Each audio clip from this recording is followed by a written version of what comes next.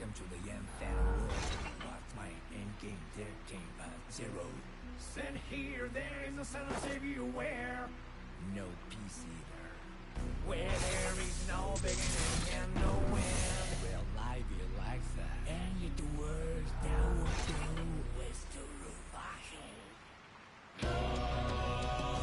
do you see the radio light? Do you hear the beautiful chant? Do you feel the temper warm? Nothing here. Big black, pure white, all the same. Endless, finite. Copy that. Comes to be 10 billion. You feel them listen. And they'll come to you without a second thought. I'm here. I'm the border of the storm. Great week. Excellent.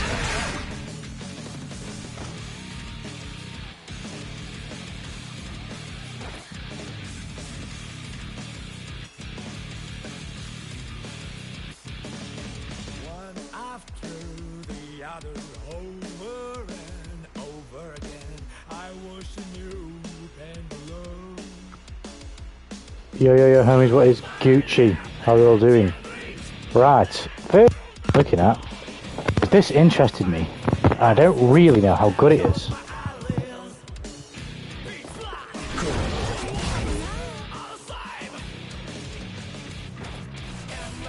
Why is this relevant, really?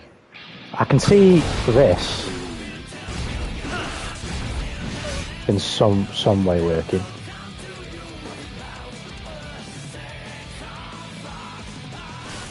What's this for then? Oh, I guess if I can space myself out, I can kind of mix again, and I get a free retreat, I guess.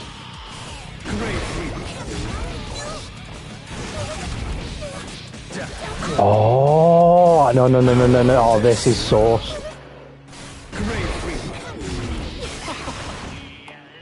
Nah, this is sick. This is sick. Could you? Hold on. No,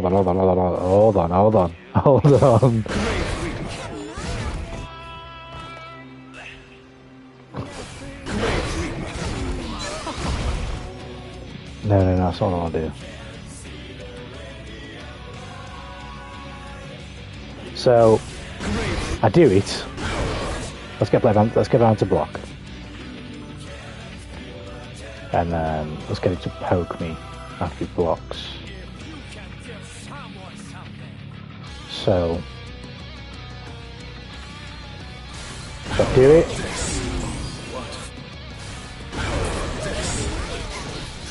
So I can do that anyway. But I can only to poke the second time, not the first time. Can I do that?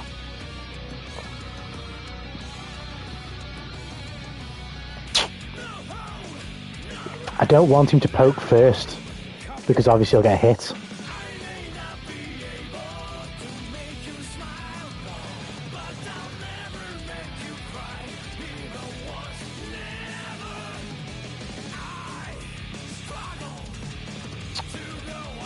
I hate not being able to know how to replicate shit like this.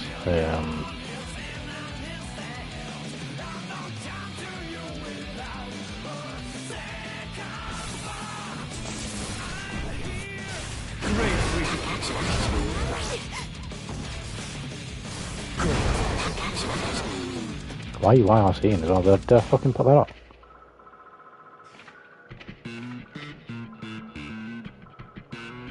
Well.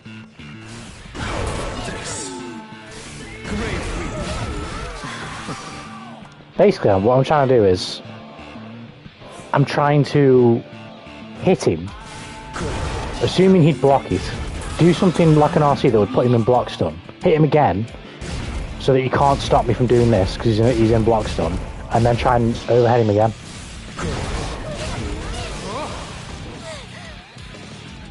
It would need to be blue, wouldn't it, I guess? It would need to be blue.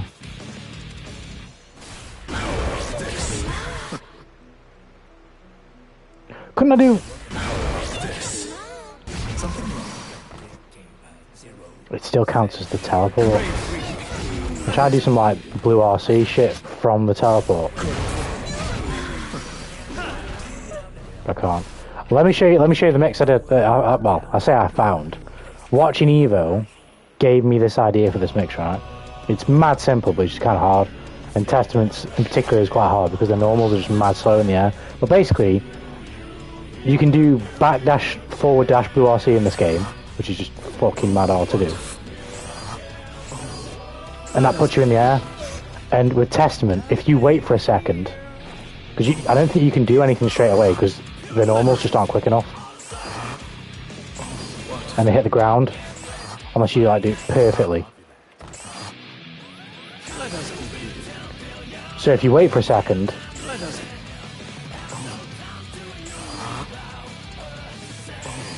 you can float in with an overhead. Well, because I have to wait, the timing between an overhead and the low is like incredibly similar, so I can go like...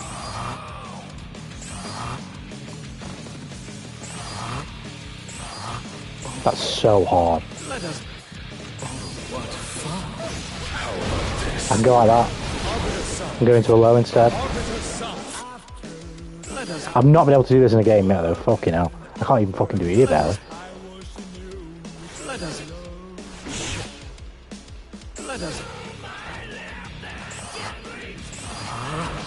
Like that.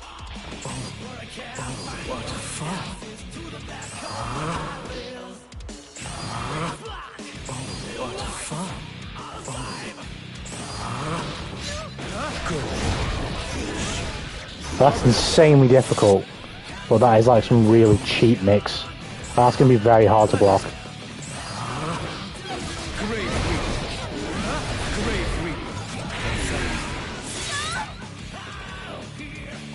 Oh, the TikTokers, they had a TikTok. Oh. Yeah. It was good on Testament with Bedman here. Yeah, you can't really tell with Bedman. It looks good with Delilah, but on him itself, it doesn't really change his, like, the colour of anything either. That's a bit meh. But whatever. We're gonna let us how you doing, him slice? Very cool, it's interesting set of play. What with the teleport? I definitely like. At first, I was wondering like, why? I know he has a safe jump now. I guess I believe. That's a safe jump, I think. Well, I think why do I keep saying she for Testament? I say both, but like, I'm primarily saying she here. Have I changed? Has the internet got into me? Okay. They, he, they, it, she, succubus, gear, Testaments. Had a safe jump off of her anyway, but I think now there's another one.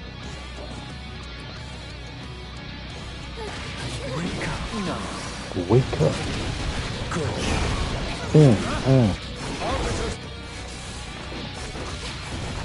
Can the test start now? At the moment, yeah, because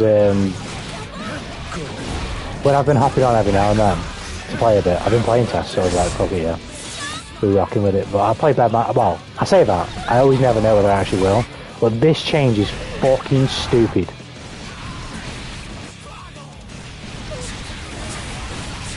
That is a lovely change.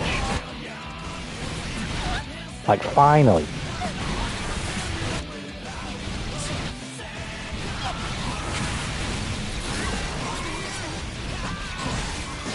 Because now I don't have to do this all the time.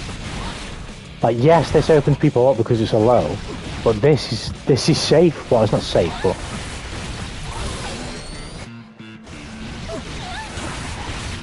this is fucking shit, basically.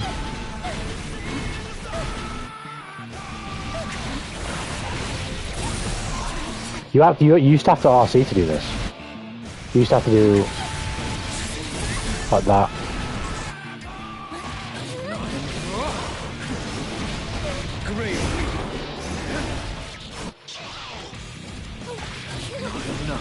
No, I didn't know. That's been definitely got a huge boss. What did I ask Carly doing himself? Those fairly certain. Chipotle, Chipotle, Chipotle, Chipotle. I hope they Welcome to the Yen family. That's what did Alpha Boss do too? I didn't read. I know one of them is that it makes the bomb toss thing bounce. So I'm going to look at that right now because that's actually kind of cracked. Like what? Excuse me? That's kind of fucking nuts. Now outside of Wrecker, she's going to have like actual kind of dangerous mix, I think. Like that's... What?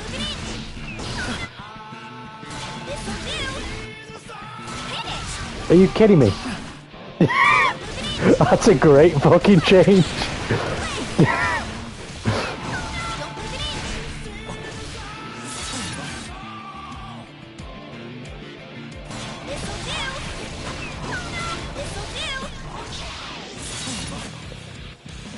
And you can probably PRC some sauce with that as well, like to go for like the fucking overhead shit and yeah.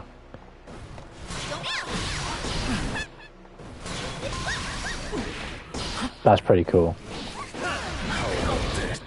And I know there's more stuff, but I didn't look. Something do what did they say about the Wrecker? What did they say about the Wrecker? I swear they said something about the Wrecker, I can't remember though. I can't remember, but it was that change already is a really good change. What's good Archie, how are you doing, Homie Slice? I'm doing good man, I'm doing good. Watching Twitter Discord. Twitter do be crazy.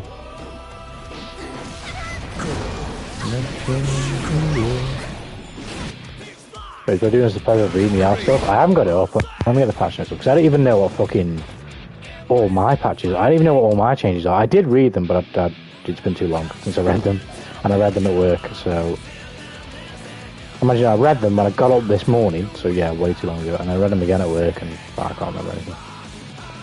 Wild Assault. That's what I do fucking remember.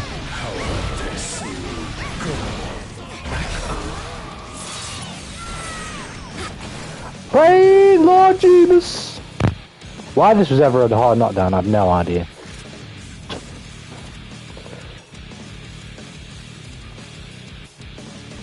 One after the other, over and over again. I worship you and love. Reduce momentum when blocked. So I guess it means it's going to be less plus. So like, can I do? Alpha's got fucking. Oh, I can make it do this. Can't I? Stand kick, right? So let's make a block.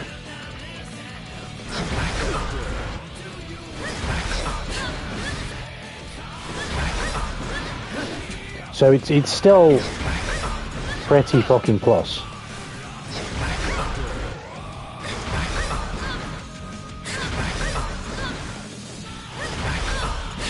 I don't know what that number is, but whatever that is pretty plus. Still.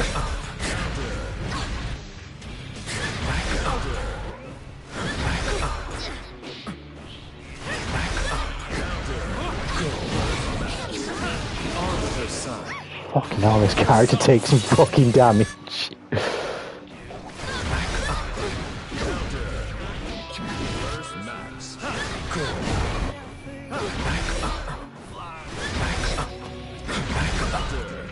I needed to fucking block. Yeah, actually. Where is it? God, only the first hit and then.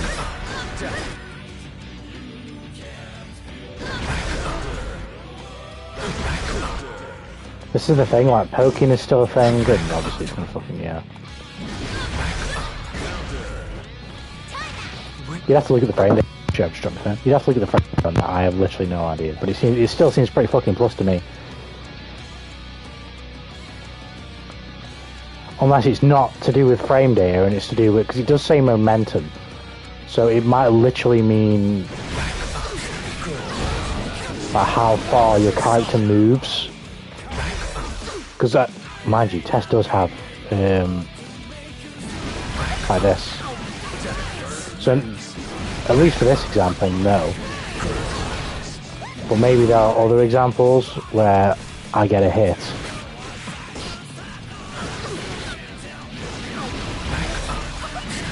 And I don't fly across the screen.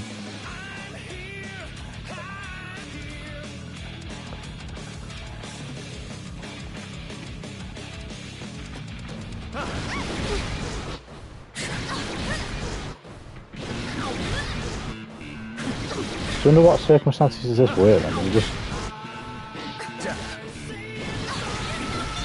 Never mind. Do these only work on like a straight punish? How can I punish her out for me?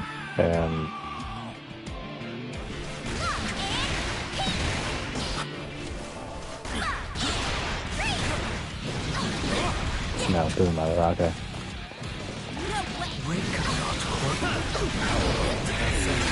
Right, Testament, I need to do Testament's changes.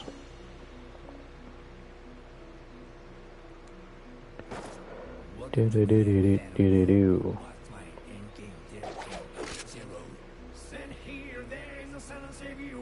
So they made this quicker. It comes out quicker.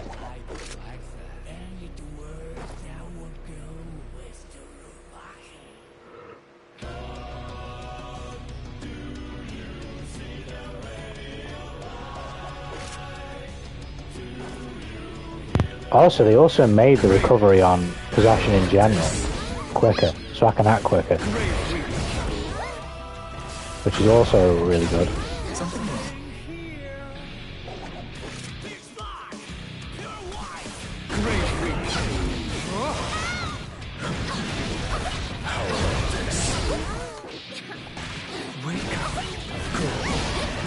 Basically, I'm going to be zooming around the fucking screen by the looks of it. Teleporting every 2 seconds.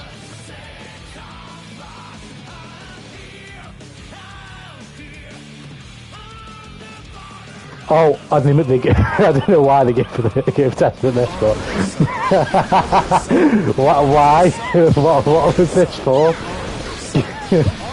We already had one that basically went full screen. You don't need to give us two, but okay, I'll take it. I'm not complaining.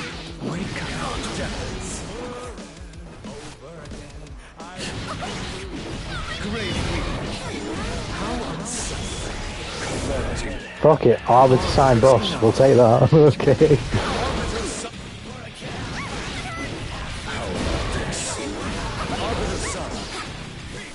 It was already pretty fucking good anyway, but whatever.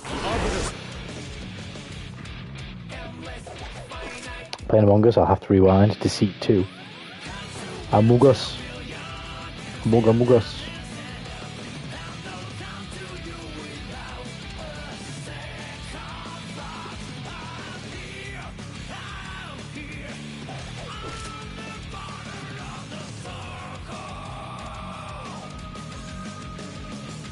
Okay. It's not much, but it's a lot. Like, it's crazy. They've only made, like, really 2 big changes. At least it seems like 2 big changes.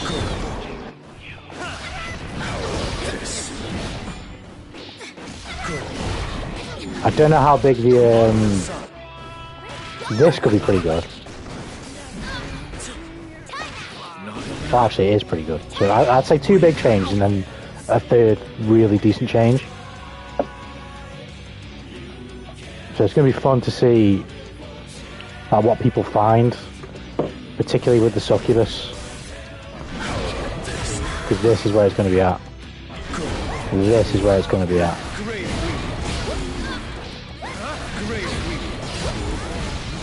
It constantly allows me to stay on the move, especially if I get corner pressure, because then I can put it up there, and then I can basically do whatever I want.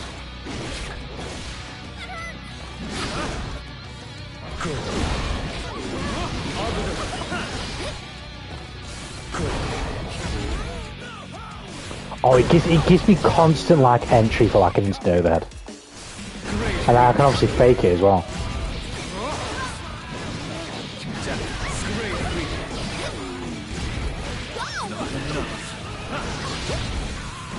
Oh, what's that like? I need to have it in the air, though, don't I, really? What about, like...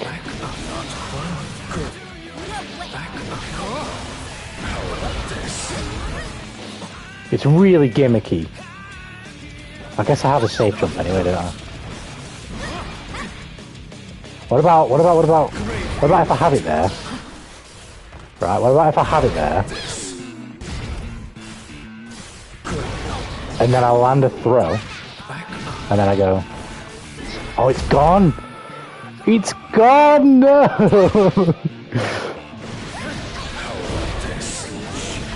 Let me cook, Arxis, let me cook!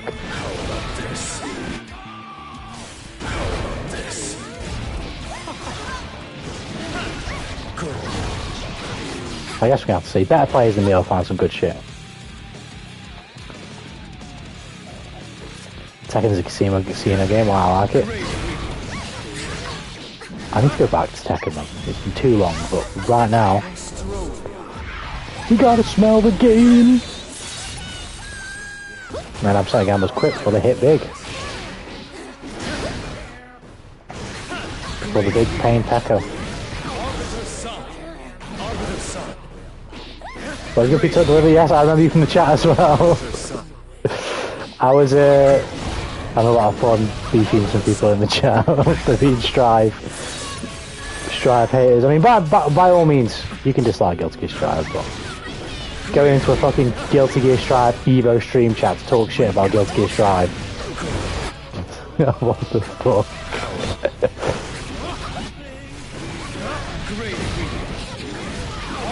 kind of crazy.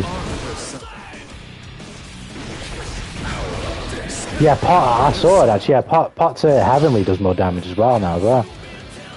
Goes back on the menu, boys.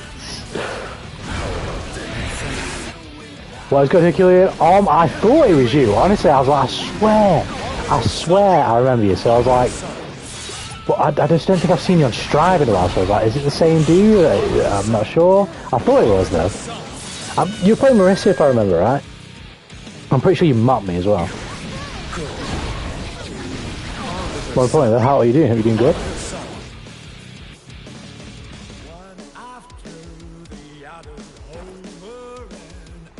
Yeah, while the Assault nerf and the DP change, or the invincible move cancel, is like insanely...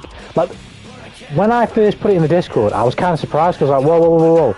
You were calling this a minor battle adjustment, so you kind of made a fucking massive change here. Like, is that what we're doing?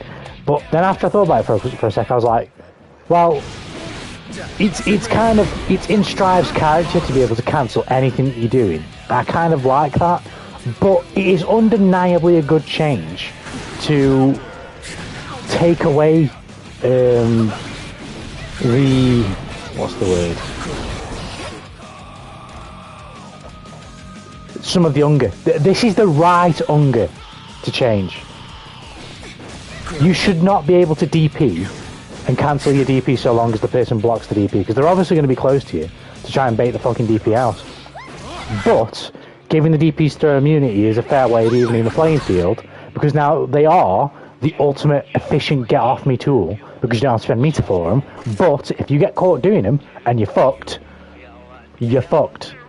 It also is indirectly a buff to every single character that doesn't have a DP and has to deal with DP in a way. It's I guess it's indirectly a buff to everybody really, but it was close. I can't remember, to be fair, but I feel like I was just getting absolutely fucked. I think I was playing Akuma at the time, right? Because I've been trying to pick him back up. I am terrible in Street Fighter. Like, I played a lot of Akuma after he dropped. I've been playing Bison since he dropped, and I've just forgot everything on Akuma. I can't do anything. It's so frustrating. But I was just trying to learn. I remember, because I've played against a couple of Marissas as I've been playing Akuma. Every time I play, I just feel like I'm getting fucked. I feel like I just can't do the neutral with her. Every time I try and do something, I just get whiff punished for fucking so much damage. But yeah, you on Streets right now, Herculean, or you're hopping between games? Streets is bossy, man. I can't blame you if you're on the streets primarily right now. I've been streaming a lot of streets recently, to be fair. Who was hitting on Strive? Nah, there was, especially on day 3, there was loads, but it's because, well, I say loads, but there was a noticeable, like, 3 or 4 people doing it. But it's because it's finals day, and the stream is grouped up. Like, you're going to have fans of other games watching the stream, which is weird, because they could just not watch the stream and wait for their game to come on. But my point is, because the chats were merged, quote-unquote merged, if you will, you're going to get the Doomers and other game praisers and stuff. Like, what can you really do? You know, it's whatever. It is kind of weird, though. Like, by all means, I don't think hating on Strive or, like, discussing problems with Strive is a problem. But in the EVO chat, where the only EVO game being played right now is Guilty Gear Strive, and you do not like the game, and there's one guy who's like, the Sean guy who's like, I feel physically sick right now. And he was just going for ages and ages and ages. I'm like, what's wrong? I blocked him in the end because I was like, I can't be asked this shit anymore. I don't want to see it in the chat. And I just closed the chat in general. But it's like, you're in the stream, you idiots, or whatever.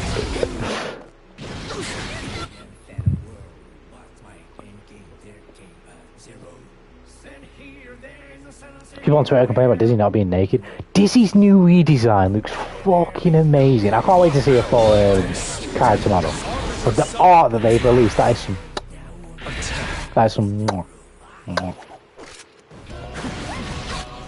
And you grab a DP? Well, I can't demonstrate anymore.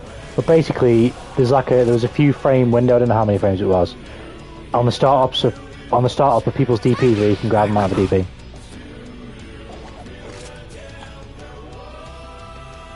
Because if Marissa hits Akuma, he just dies. He really does. But then again, it's vice versa for Akuma most of the time. When you hit someone, they just die. Or you get like incredible fucking Oki or demon flip fucking setups. Yeah. Dumb. Dumb.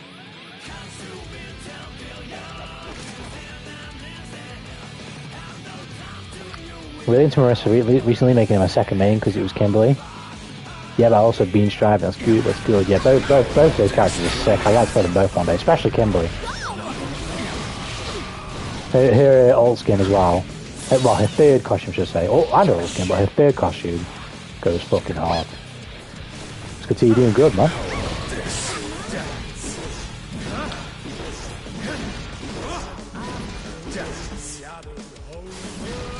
I like all outfits as well with that. This one moves when he's Echo Box, but he's clearly censure. The guy you've seen, I think the guy's name was Sean Little, and then there was the Daddy's Belt guy as well. Like both of those are in chat. That's 2 I can remember. But a lot of it I just viewed without the chat.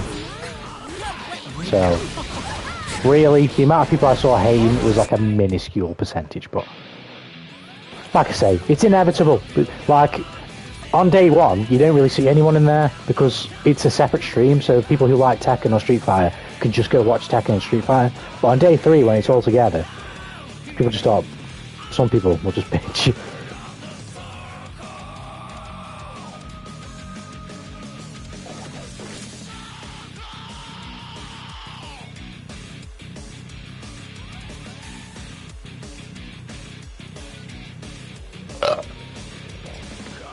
But yeah, it's nothing noteworthy at the end of the day. It's just a dude commenting in a stream chat. It's kind of stupid.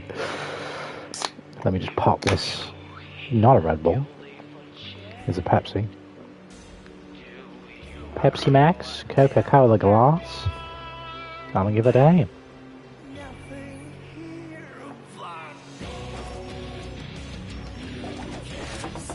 Hence the drama he's talking about on Twitch EVO chat. Like I say, oh, you're on Twitch, I was on YouTube. Yeah, I was on the YouTube chat. That's where we all were. Well, I say we all. That's where me, Better Name, and Stan were. That's where we saw it.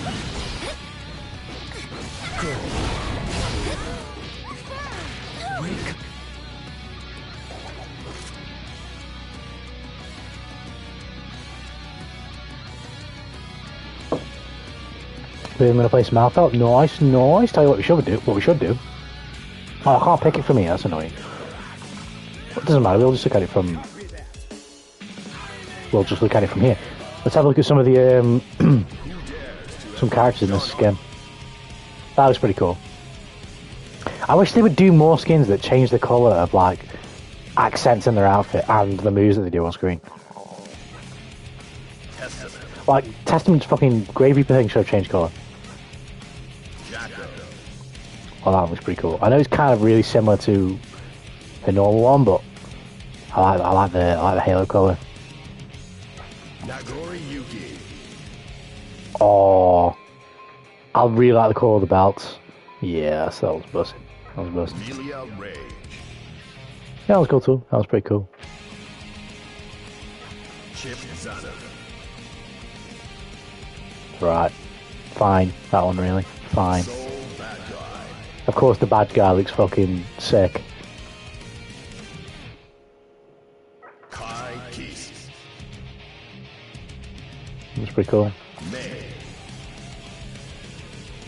Kind of a bit too similar, but still kind of cool. Zato. Them Grands were absolutely nuts, by the way. Zato was good. It's still kind of similar, but I don't know. It just kind of fits in better. Eno. Yeah, you know, it looks bussin'. Chaos. That's pretty good. Bedman. It's going to be, like, I don't really follow... The only game I follow competitively, and I don't even really follow it that much, is Mortal Kombat 1. Like, I have, like, a habit of just keeping up with Mortal Kombat, because it's the first game that got me into fighting games. So I'm always dipping, like, in and out of, like, what's going on. It's just like a habit.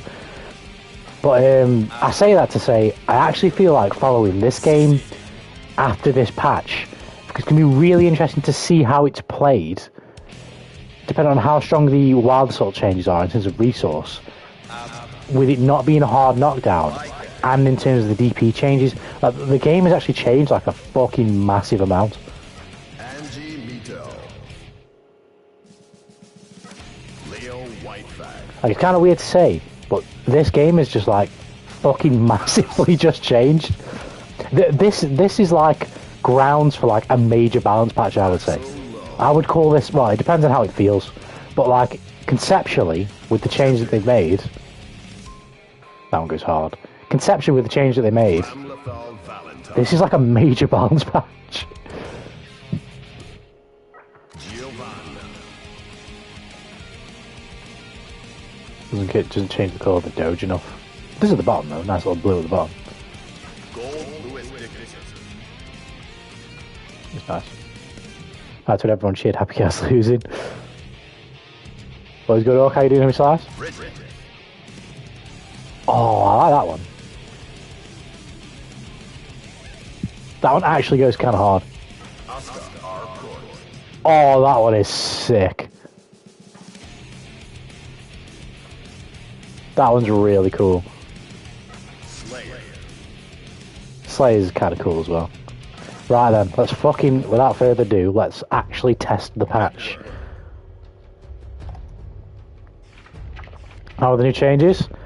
In terms of the Wild Assault stuff and the DP stuff, I was just saying then, like, they are massive changes. It's gonna be weird to play in, but they are massive changes. In terms of changes to, like, for example, Testament and Bedman, they both look really good. But I need to play them first. Welcome. But from what I'm seeing, yeah. This patch is kind of bussing from what I'm seeing. Everything I've seen thus far is pretty darn good. I don't know what the Zato changes are like. I don't know if it's a new lease on live as well. Bridget isn't bottom tier now, is he? In fact, Bridget, well, I guess Bridget's been nerfed. Because because Bridget got no changes, aside from the universal DP change. Bridget's been nerfed.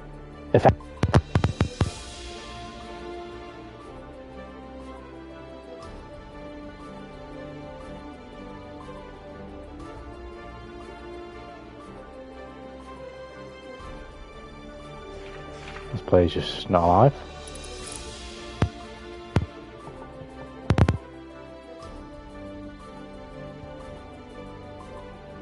Mark's bugging. Oh my god! Double perfectly by Slayer. That's the strive way. Can I get a game? We're not changing this part.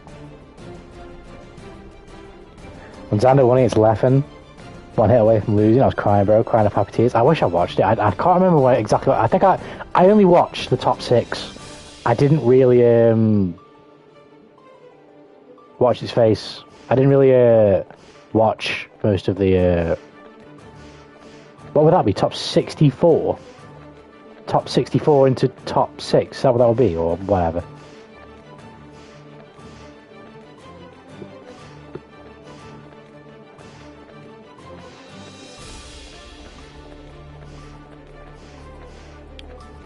Doogies might have just died. Right, is he fixed now?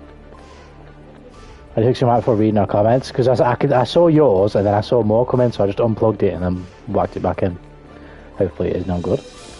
Survived my run, FYI. Good. I'm currently not surviving. Fine. This is why.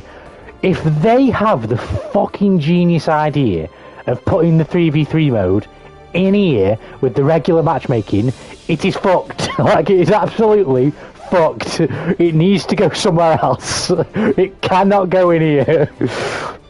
You will kill the mode before it even releases. I can't play the game.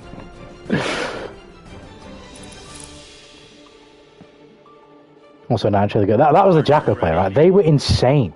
That play was nuts. But that's I don't know.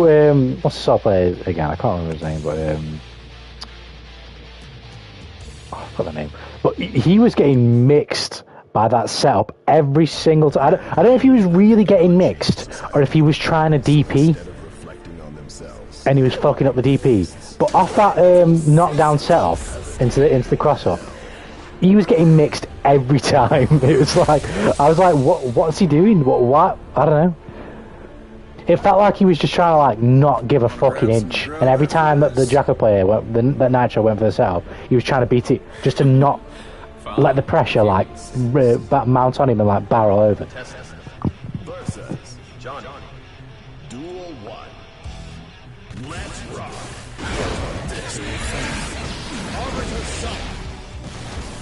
Bro, the Arbiter sign change makes Stain even more lethal than it already was.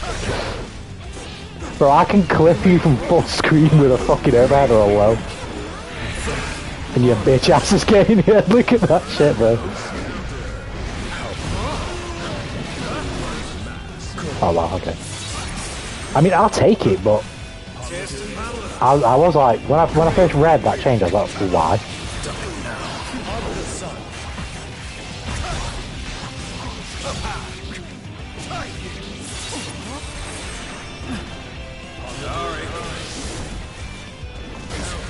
Oh shit.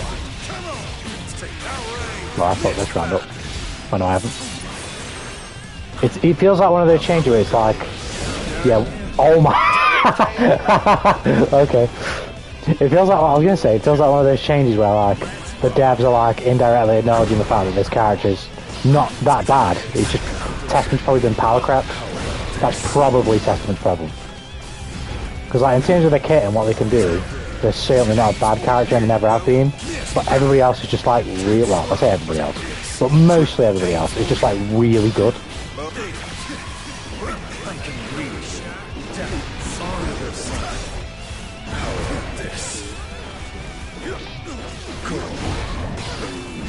I did teleport there, I didn't get it.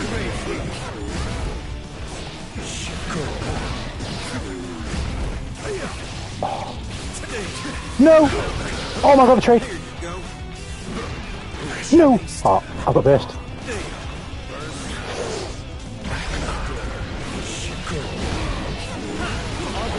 He's not dead!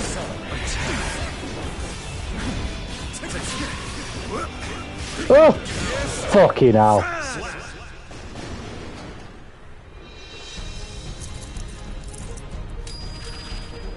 Family's great. Duel 1. Let's rock. Great weekend. This time. Great weekend. Oh shit.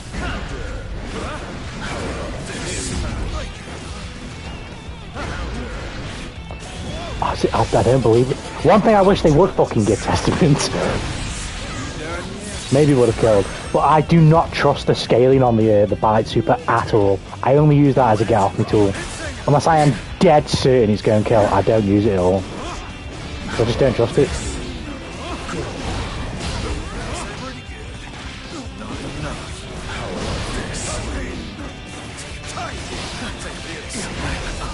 Oh shit. I didn't rush into them.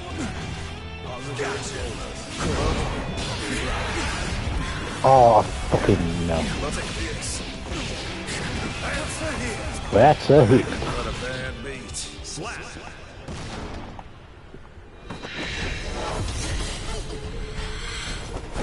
Celestial thanks to 3v3. I didn't even think about that. There's no way they can put it in a regular matchmaking.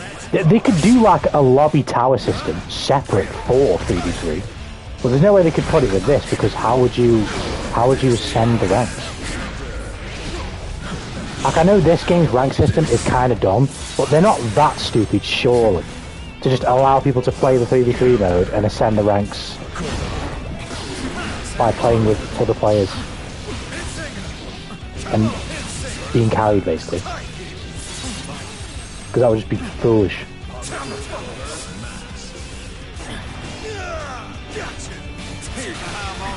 You'd further break what you could probably describe already as a pretty broken system.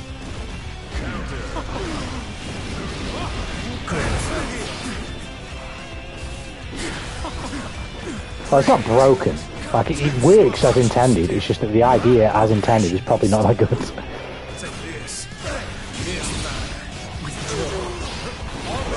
Shit.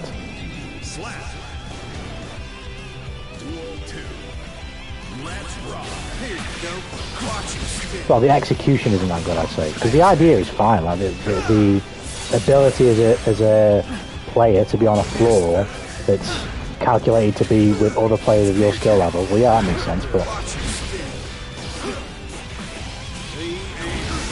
And to be fair, it works, I guess, up until, like, 410, for the most part. It kind of doesn't work when people on 410, I don't know, play a different character and start getting demoted 10,000 floors. Fuck. Or people on 410 happen to play a demon that is in 410 for whatever reason. And they keep playing them and they get demoted 10,000 floors. But for the most part, it works up until 410 and Celestial. It's just that the skill gap... That wasn't very good. Between... Fucking remote. Where's the back to my remote? The skill gap between Celestial and 410 is like... ridiculous. Like it's... The skill gap between 410 and 410 is kind of ridiculous, to be honest, actually, thinking about it.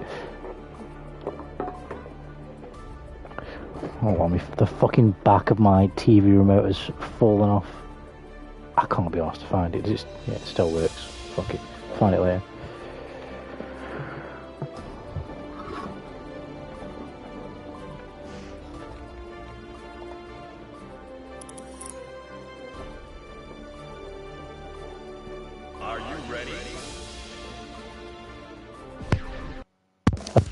Fucking all fine against Pokemon. I don't know much about Lethem. Like, I'm aware he's disliked. I don't exactly know what it's for, aside from like tilting. I don't know if he's like an actual shit bag like LTG or anything like that. But Duel 1. Let's rock.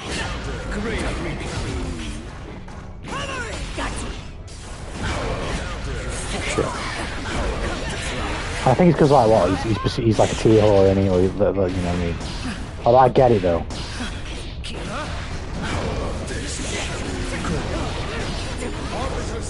Because at the end of the day, like, you should play the best character. I know, like, that doesn't mean you have to like him, but I don't necessarily hate people, or I say hate. I'm not trying to be like, oh, that's what you guys are doing. I don't necessarily care what people play. But at the same time, it's kind of like not the best attitude to have, because eventually everybody's playing X character, you know what I mean? So you kind of get both ways, but Duel 2. Let's rock. if you're competing for money, it only makes sense to pick the absolute best tool for the job.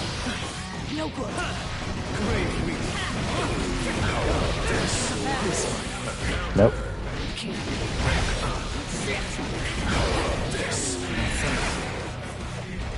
Why are you doing that?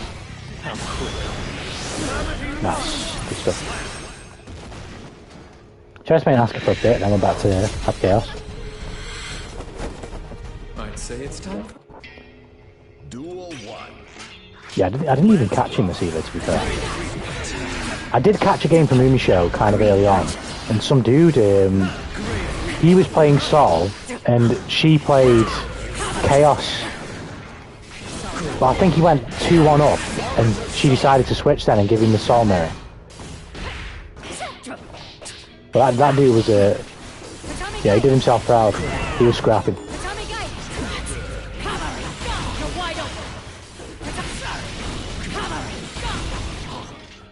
That hurts. Tesco broken now. I definitely wouldn't go that far, but these changes are really good. And on top of that, oh shit.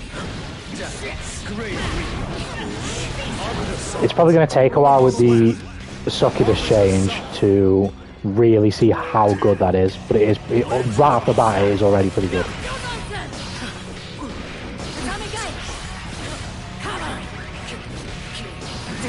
I don't think anyone ever thought Arbiter Sign was that good anyway, so that change is more like yes, it's a net positive and is good for Testament, but no one was ever sort of being like, oh shit, yeah, Arbiter Sign, that's the fucking move.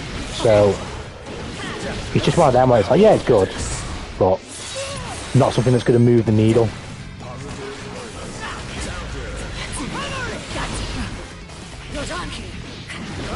Testament's pretty much become a lot better at what they were already good at doing, and also slightly better with Knockdown Oki, with the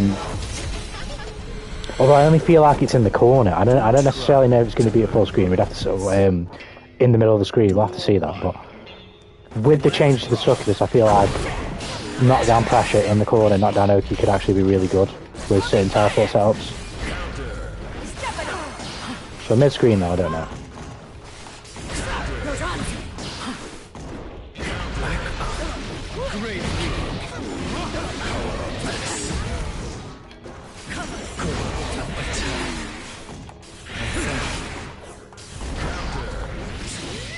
One thing I can tell you though is that this character is just feels wonderful to play, even after so many games.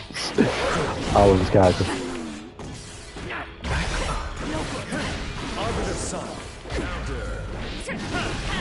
Oh, look at that. Now, broken out table way better in some ways, 100%, yeah, 100%. Probably changes that'll move the needle enough that wherever Testament is probably considered in current people's tier lists, that they'd be better than that, but not like crazy. Like I was watching Lord Knight's tier list video the other day, and he had, although his sort of categorizations are probably different than others. Not that I could say because I don't really know. Oh my god, I didn't know that would actually work. But he had like Testament, Bedman, and Zato. I think it was those three. Was it those three? I think it was Testament, Bedman, and Zato in one tier. And while Testament is nowhere near as bad as the other two, it's from the perspective that both of them basically, all three of them ain't really doing nothing. I think it was those three in the same tier. But I think these changes definitely makes Testament like a far better character overall. Whether they're still going to be able to do any damage in competitive play is a different question, but are they a better character? Absolutely. Absolutely.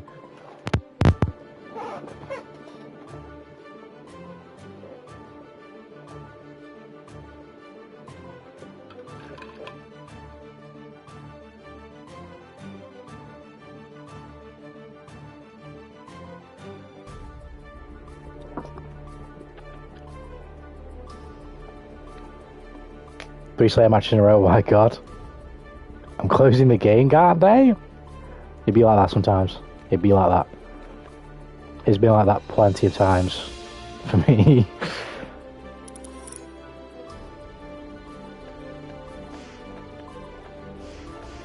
It's called the new Happy Chaos. I certainly won't go that far. I would hope so. Imagine if Testament was top tier. I'm not gonna lie. I don't know if people believe this, but I kind of do, but also kind of don't. I guess it depends. There are certain characters that can't be meta, or that they can't be the best character in the game, because people won't like the game. Like, you cannot have characters like Axel, Testament, Chaos, to be honest, really, be the best characters in the game. Because if they are, people won't like the game. Or at least they'll be bitching about the game. Characters like this. Like, people will bitch anyway, but characters like Testament are like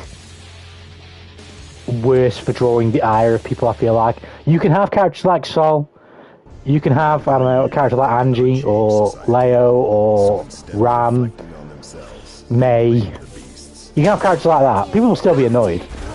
Nago. But you can't have zoner style keep away characters as STs in the game, because people will just get fucking annoyed. It looks like I've become quite the trendsetter. I was about to say the same thing. Testament versus Testament. Let's go. Duel 1. Let's rock. That's a fucking Testament mirror for you right there. Oh my god, we're zooming.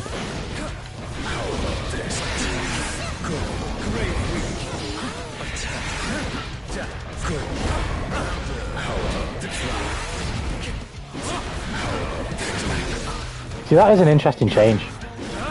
It'll be cool to see what people find with it. Will it really be that good? I don't know, but...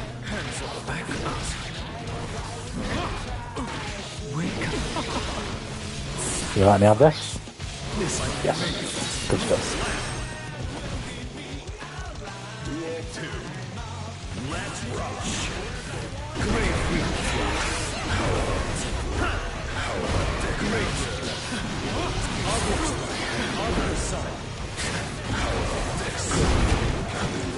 Jump at me? Yes, thank you.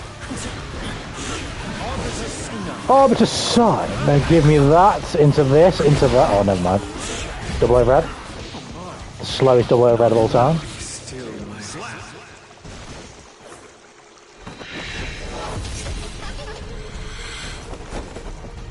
You don't know what my last message? What did I do? What God damn, what did I do? What did I do?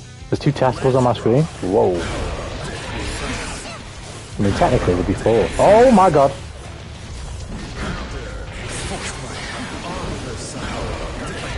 Fuck's sake. Oh, no, fuck. This is bad.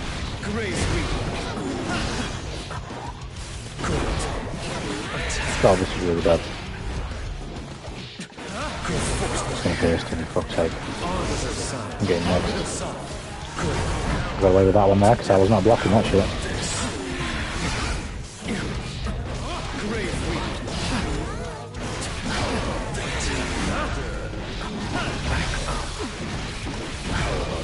Yeah. Darcy. Yes. So you find those second testicle there. You might be thinking test near the top.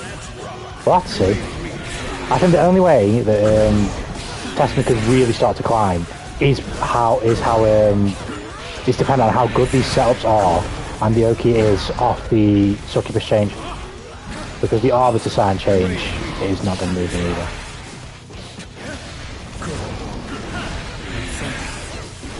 But the succubus change absolutely can. Both because of the setups and because of the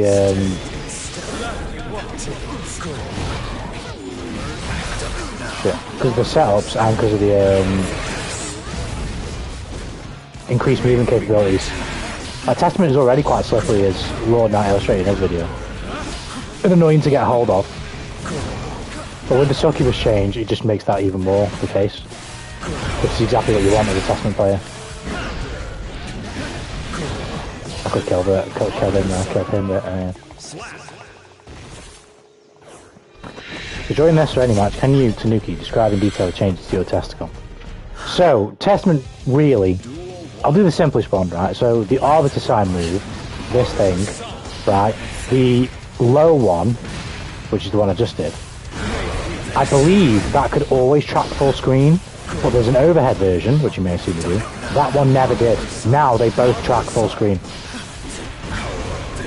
That's probably the easiest and most minor change, because the move is okay, but it's not amazing.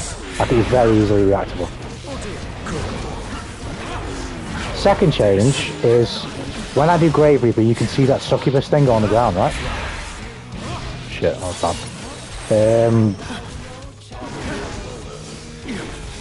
One second. Yep. You can see the succubus thing that goes on the ground, right? Before, when you use the teleport, it would use the succubus straight away and it would be gone. Whereas what they've done now is it stays on the screen after you use teleport for a little bit longer. Which allows for a little bit of source. And it also allows for retreat. So let's say you land a hit and then you do a combo, and off that hit you've done the Grave Reaper and the succubus is behind you. You can just teleport to the succubus. Instead of having to run away, you can just teleport to the succubus. They've also decreased the recovery. Basically they've made it quicker. You can act quicker after you teleport, because you can't press a button like instantly.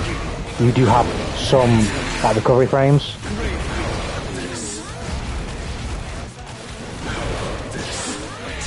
But they've shortened that. I don't know exactly to what extent, but...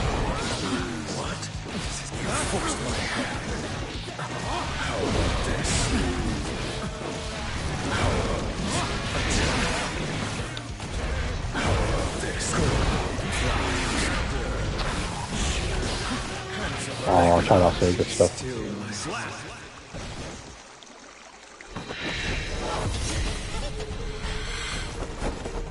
Do try to learn your limits. Technically, wow, Testament is both and neither at the same time, right? I believe that's how well. Yeah, Testament is both and neither at the same time, in the sense that Testament can be either or, whatever Testament decides to choose, right? So technically, we could have two males on the screen, but we could also have two females. I guess it depends. Testy's fine, only part was as bad as HC. Yeah, the big side move after the animation super really always the best move. Like every single Testy knows if it does it. Like it's Testy, it's the best to get. I actually don't know, because on the Celestial, a lot of Testaments actually do Arbiter Sign.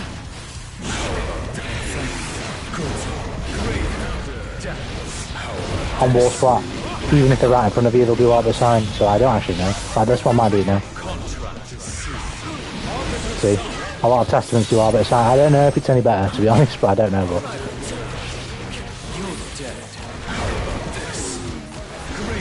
But definitely tests on the Celestial tend to use Arbiter Sign. That was fucking godlike. Oh, I just couldn't fucking bring myself to RC. I could just feel my fucking finger like twitching.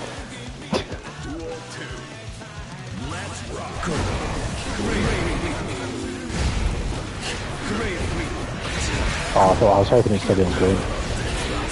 Oh, this stuff is cooking me right now.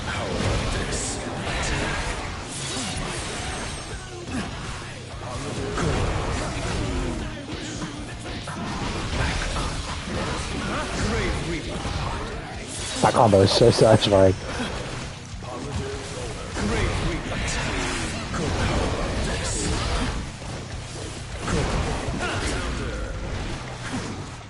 Try to bait the super. Do I go for the filthy mix that I learned? Oh, it's too... God, I didn't do it quick enough. There's a couple that I learned. I can do instant backdash in somebody's face. Dust in the air, and that can catch people crouch blocking, I believe. Duel 1. Let's rock.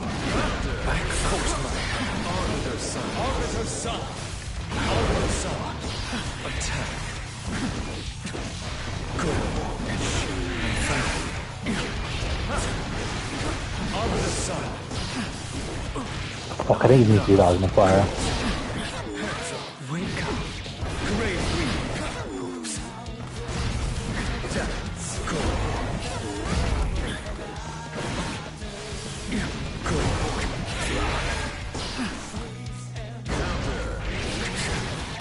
burst here, or let me have it? Alright, cool.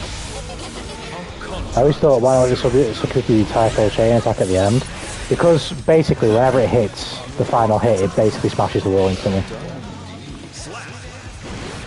So you need to time it before it hits it, before it does that. Oh shit. I should have been ready for that, it's been like 2 rounds in a row now.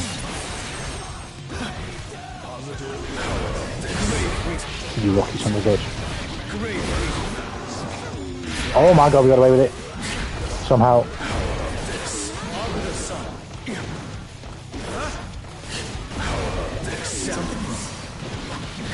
No. Oh, this is so bad, but.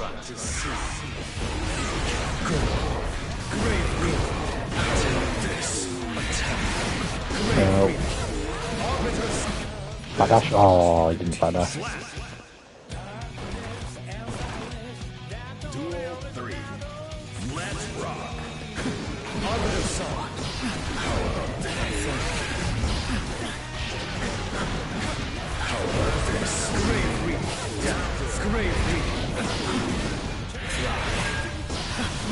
Look at that.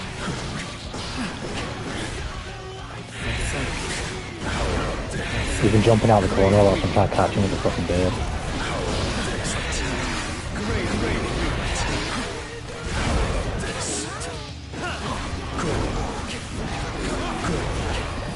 No way. Why is he behind me? What the fuck?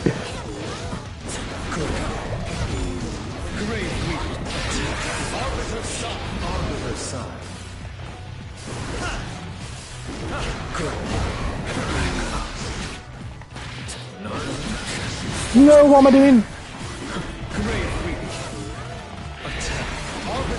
Fucking hell, that was close. Why did he get behind? I knew I like micro walked forward as I was matching the super, but what the fuck? Oh, there's the back turn, right? Okay. I was good, Mark. I'm glad you like the thumbnail. This patch is kind of hitting, so I had to make a thumbnail with the patch that represented how good the patch was. At least how good it is for me. How you doing though? What is Gucci?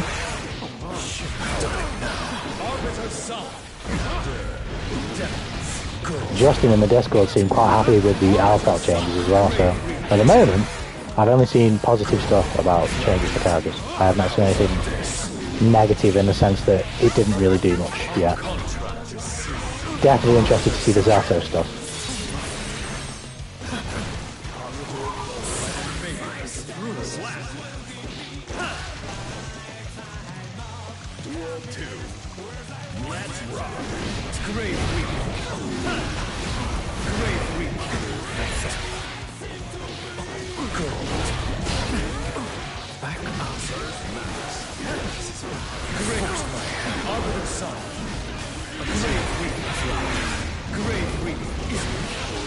I tried super because I knew he was going to come in for me.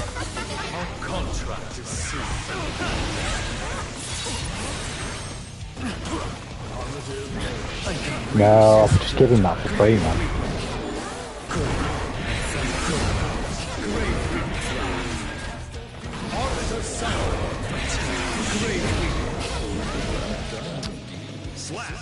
Fucked up. I fucked up.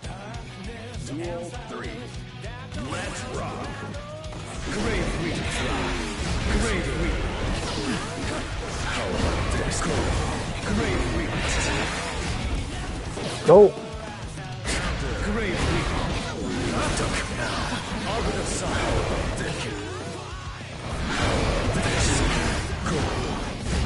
No, you look fucked.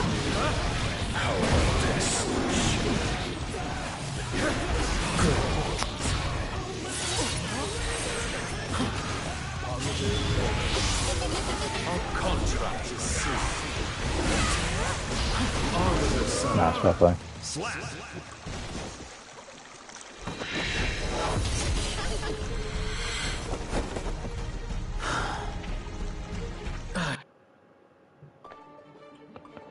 Fair play.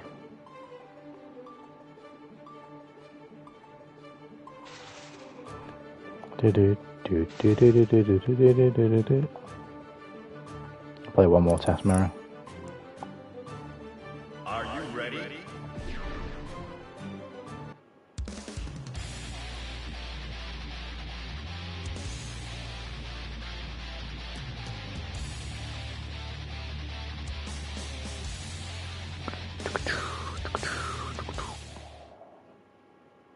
Mankind knew that they cannot. Duel 1. Let's rock. Great reach. How about this?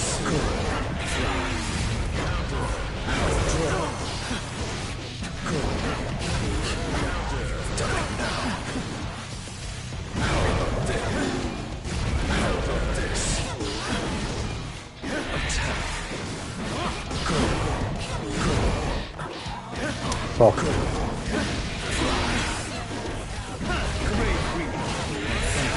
I'm getting clipped by everything, man. I didn't mean to backdash, bro. What the fuck? Duel 2. Let's rock. Great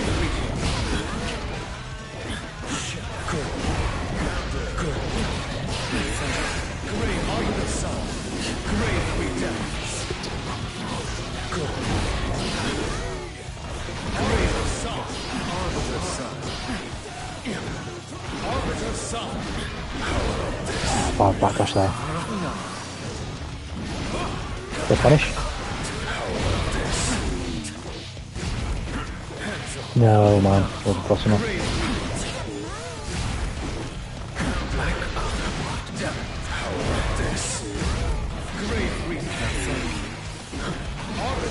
Nice. Slap. Duel 3. Let's rock. I thought I'd sorted his bar. I did teleport, I didn't get it, man. No, I was too late to react to the teleport.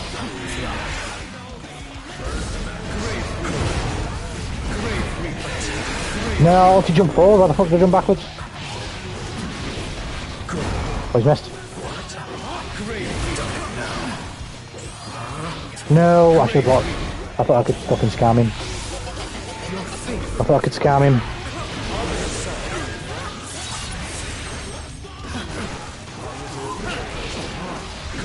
Oh my god, I didn't even know I was last round. Fucking hell.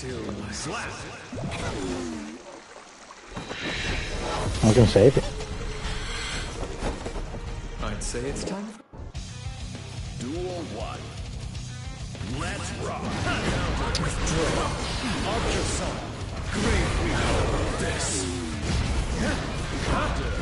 What the fuck?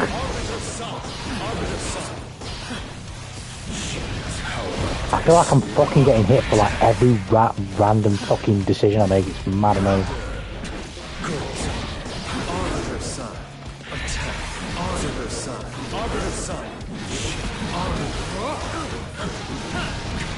He's dead. Okay, I'll take that. Maybe I'll fish with forward heavy slash a bit more.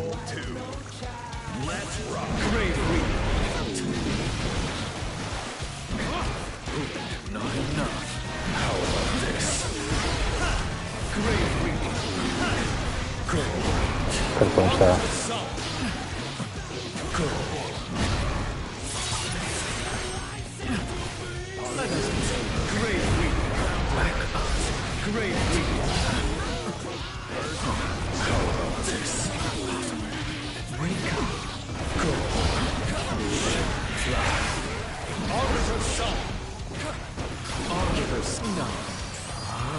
No, man, I could have fucking could have RC'd and got away with that. Duel 3. Let's rock.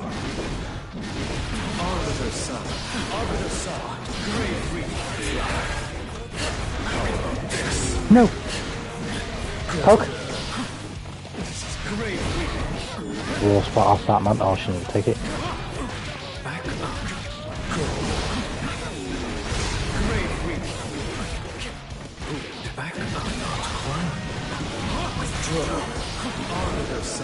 I needed a better result in that game.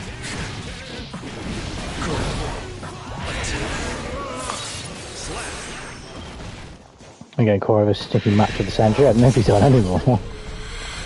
The classic Suzuki back now. Indeed, indeed. What's good, Jesse? How you doing, man? Season 5 Zunika, who debuted in the anime Guilty Gear Strive Dual Rules. Yes, indeed. I think it was revealed. I didn't realise this. It might have been in the trailer, but I can't remember if the trailer had suds, so I don't know if it was in the trailer or whatever. But she's a gear. So I can 1000% see what type of character she's going to be. She's going to be exactly the same as quick frame of reference for me, quite easily. Kawaki from Boruto. She's going to be like one of the thing that hates the thing in existence of the thing because they know how dangerous it is. So they're trying to eradicate them all. She hates gears because she is a gear and she knows how dangerous gears are and she knows the history of gears. It's going to be something like that, right? Which is cool.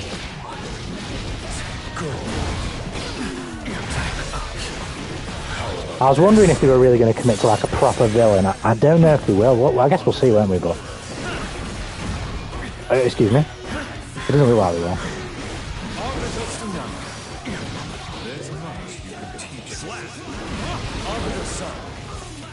And they're coming out this year, 2025. I'm pretty sure they said 2025, right? I'm pretty sure it was in that trailer.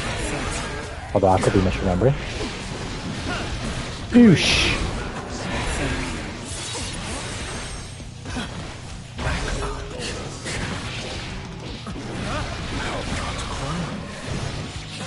I didn't want to spend the meter, but I just wanted to make sure that I got the wall spot with stain. I had a feeling that I probably would have smashed the wall without it. And that would have annoyed me. That's what you just have to say is catch line. Why have I done this? I feel like I've already said that. I feel like I've already said that in the stream. In these games with this Testament player as well. I feel like I've already said that. Maybe I'm wrong.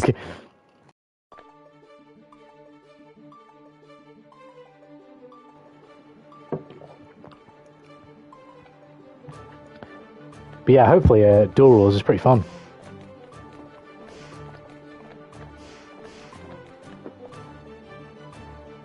It's not coming out anytime soon, so they're obviously taking a while to work on it. Which is always good to see.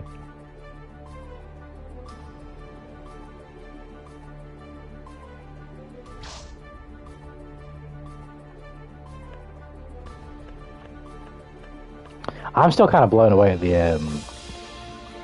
the Lucy announcement.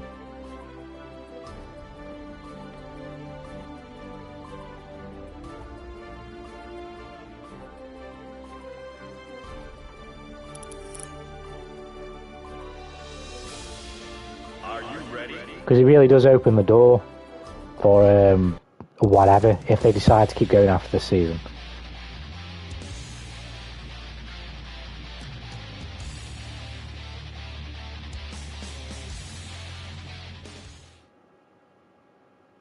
Men, Duel 1. Let's rock. Now. Arbiter Sun. Ouch. Now I forgot about it in 2 seconds.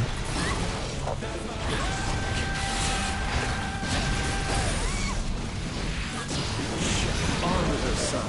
Great weakness. Oh, that's the vortex. Oh, he does it on block as well. Oh, this character's sick. I can't wait to play Badman. Got my Fantasy vs. Rising as Visija and Tekken as Heihachi. Yeah, both. I need to go back to Granblue, man, because all the DLC on that game is actually pretty cool, to be honest. But Tekken 8's DLC wasn't really moving the needle for me, personally. Lydia and Eddie. But Heihachi, no, that's pretty cool. That's pretty cool. I'm down for that. I am down for that. I want to see that. I want to see the story implications from that as well. Bro, that, oh wow. That air normal is a problem now, it feels like. You've got to anti-air his ass now. You got a 6p. Duel 1.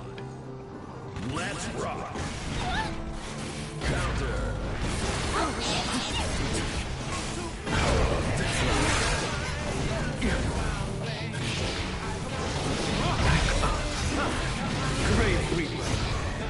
Let's have some positive bonus going. That's always good.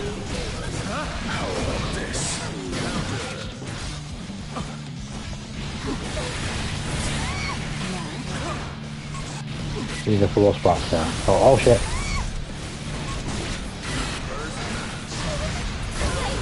I tried YRC, but I'm fucking in guard crush, can't do that. You gotta stop. Oh my god, he can come in from so far away and do that. That is so weird to play against. He can just give you the suck. He can just you can enter from like miles away and fucking put you in the vortex. Oh shit. Oh, I tried to poke, that's well played. I don't know why I didn't take that opportunity to get out of the corner. What am I doing, man?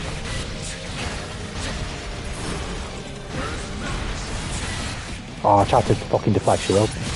This change for Bedman is actually going, from what I'm seeing. This is stupid. That's great. Especially if the, which it looks like it is, the pressure is frame tight, because then it'll allow him to waste time to jail into his, well, I say jail, but jail into his area, or just do whatever into errors, like, better.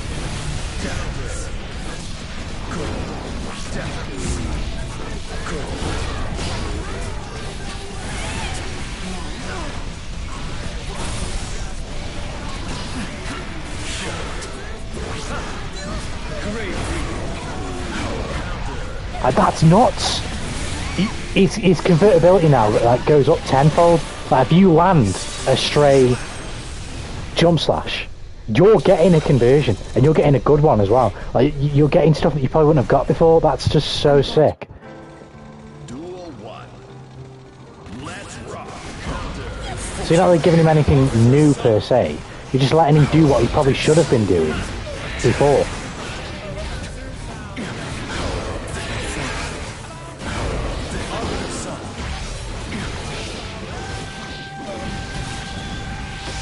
Like he probably should have been working this way anyway. That's really cool.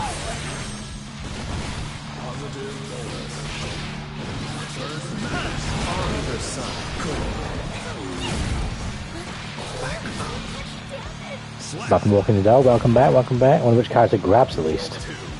I don't know, to be fair, who knows, who knows. This game is quite heavy with the strike, well, all flying games are, I guess, but I feel like, what the fuck? This is nuts. This game is quite crazy with the strike though, so I feel like fucking everybody has to grab a lot. Oh god.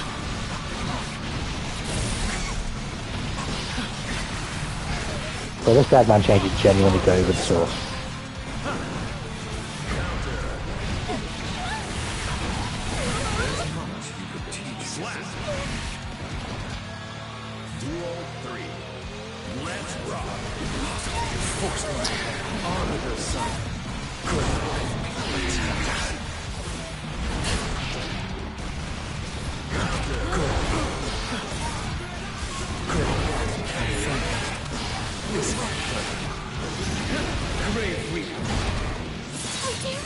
It's crazy that they made... Oh shit. What is happening? Is the game bugged out on me again? This happened last time as well. I fucking... all my audio just died. Can anyone still hear me?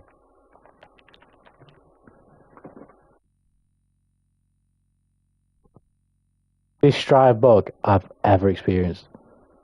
Literally all my audio just dies. Oh no, never mind, it's back. It's back. Literally the music just bugged out. There was just no music at all, no nothing. Oh shit, it happened for you guys as well. That was literally a glitch in the game then. That was fucking weird. Is it back now? Because I can hear it now.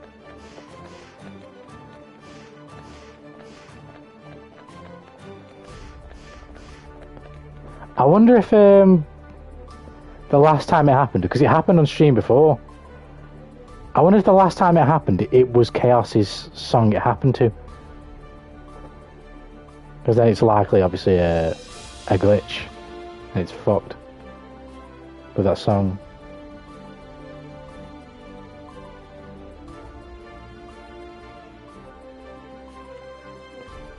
Now it's back. The music went doing noise. It's back now. I can hear it now. It's good. It's good. It's good. Boys, go shine and explain the thumbnail. All this patch is busting. They put out a good patch. So, we on it. What is good? Are you doing well? Are you ready? Well, at least thus far, I'd say this is a really good patch thus far. A surprisingly good patch because I did not expect them to do much of anything. I was like, Zato changes probably, and then like, what else? I don't know really.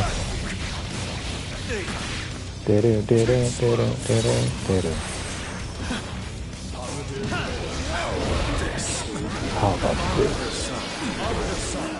I'm gonna take the piss here. I was like, one more. Just give me one more. Oh, what the fuck? I think Johnny got changes as well, but he I think what they made his. Well, I don't know for sure, but I was reading something about blocking misfire. I think they made his misfire more negative on block. So if you block it in his face, there are likely ways to punish. But then they changed something about his dash momentum as well, like how early he can jump out of it.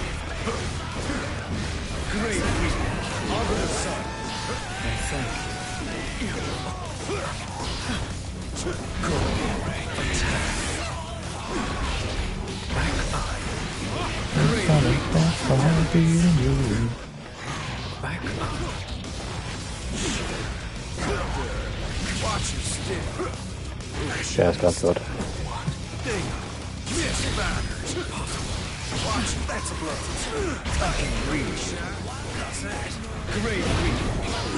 I didn't know what to do, I kind of panicked. I didn't think I was going to hit him.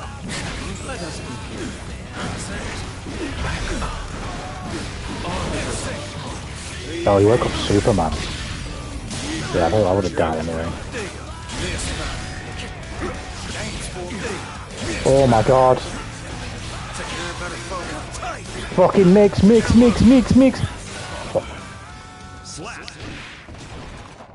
go, Lapille, hope you're doing well. Does the patch affect Happy Chaos? Was he still the same? I couldn't tell you for sure. He's had no changes, but Wild Assault's been nerfed. So I don't really know. I am certainly not qualified enough to really say.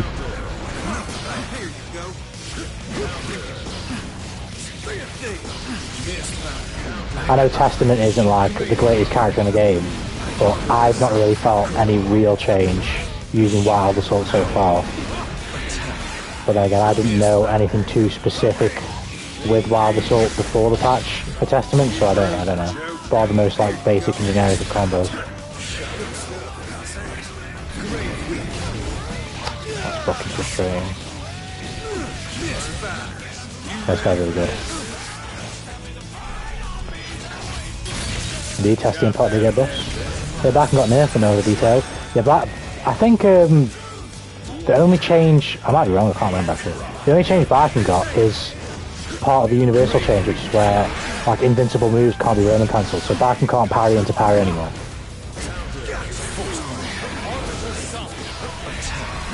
Which is effectively a nerf.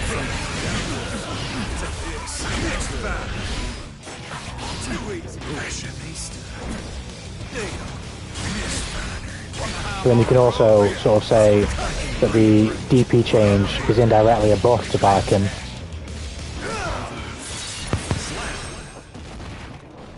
Because against other characters that she plays against that do have DPs, they can't do DP on block into RC. They can just... They can't do that now.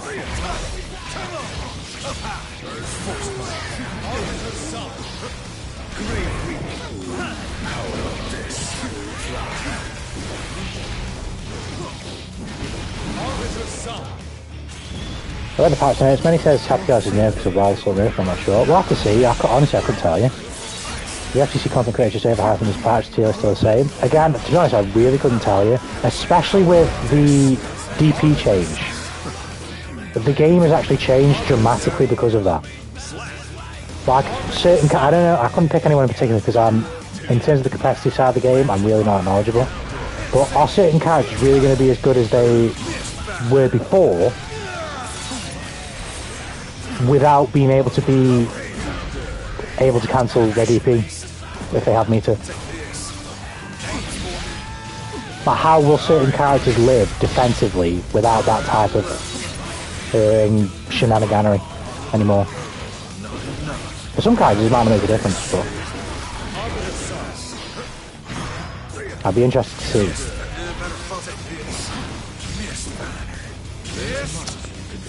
It makes it so hard to put shit on the screen. In terms of the, like I say, in terms of the difference with the tier list, I don't know. But in terms of how much the patch has changed the game, I would 1000% say this patch is a massive change. They were calling it a minor battle adjustment. They have completely changed the game, at least with the DP change. I don't know how good the Wild Assault one is, but the DP one, definitely.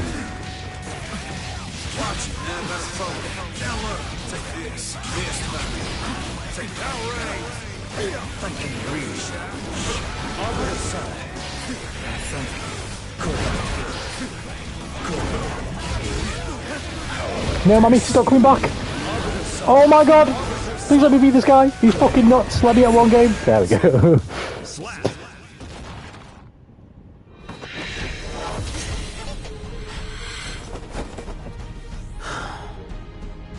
I have earned a bubble bath.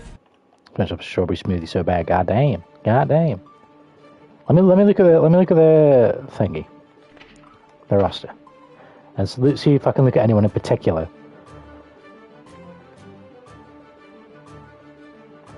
Bridget's keep defense is kind of meh once you get on top of it. So stopping her from being able to roam and cancel into Starship is kind of good. Like, in the sense that it stops the dumb shit. So you could say that Bridget as a character probably is notably worse, but that doesn't change Bridget's strengths. So is the notably worse defensive aspect enough to make Bridget less of a viable character? That's the question. Sin is also like annoying with his DP. Does it make him significantly worse because his strengths are still unreal? So I want to know. I mean, I doubt Saul will be mid-tier because DP is 100%. This is a great example. It may hurt him more, but he still has a free framer. He still has the 3-framer and other great buttons as well. So, like, defensively, he's still really versatile. He might be less versatile now, as will everybody else, but he's still really great at other things aside from defensively. So although he may lose a little bit of something, he's still really strong elsewhere. Is it enough to move the needle? Probably not. Maybe for another character it might be just enough to move the needle, but how much so? That, I guess that's what we're going to find out, isn't it? Say we're like Bridget. People would consider Bridget a really strong character in this game. Would Bridget, let's say Bridget is A tier, right? Let's just say Bridget is A tier, like, I don't know, top 10, top 15 characters. Does Bridget go from like number 11 to number 14, or number 8 to number 12 because of the DP change, just naturally making them a little bit more vulnerable on defense? Possibly, but in general, they're still going to be really good because no fundamental changes were made. You know what I mean? I think the only sort of tier list changing characters that will move, I guess, up on the tier list probably are all the characters who've been changed, and it just depends on how good those changes are. Like, Testament is most definitely a better character than they were before this patch. How much better that makes them in terms of winning a tournament, I couldn't tell you, but they are definitely a better character now than they were before the patch. Bedman looks the same. Are you ready? I don't know about Zato yet, but I'll have to see what the Zato players say, but definitely going to be improvements upon the characters, but whether that, you know, shifts the meta, that's a different discussion. I don't know. Want to get on top of Bridget? God damn! I think I just nerf hard is biking. I don't know, I don't think. Did biking? I need to. I've got it up now. Duel 1. Let's rock. I'm fucking reading it as I'm getting smacked here. Really? Vikings.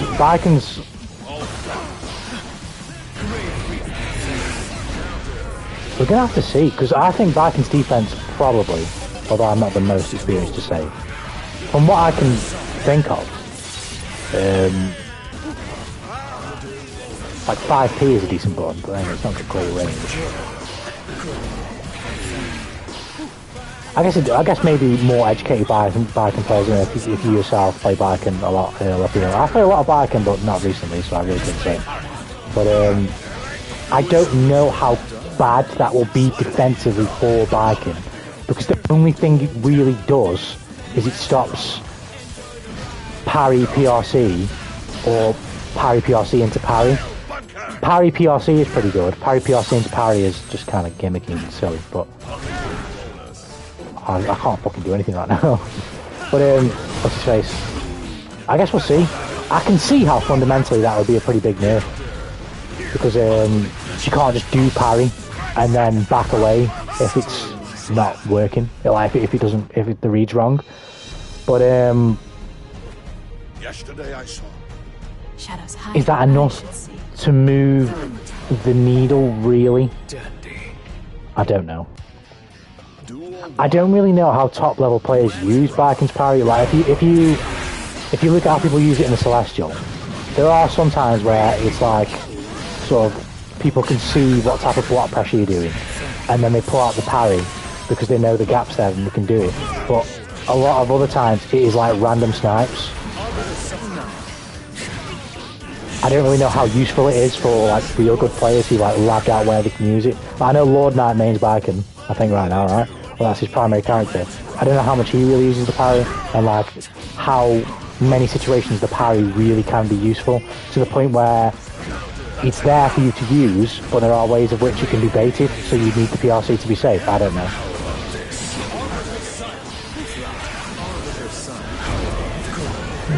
This journey, no destination.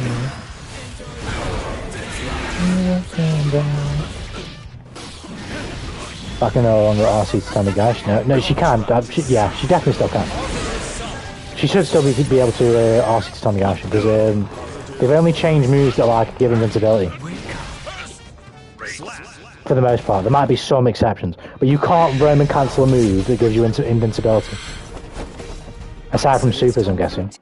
Mankind knew that they duel one. Which I'm kind of okay with, because that is a humongous resource cost. Although I wouldn't necessarily complain if they changed that either, if they haven't.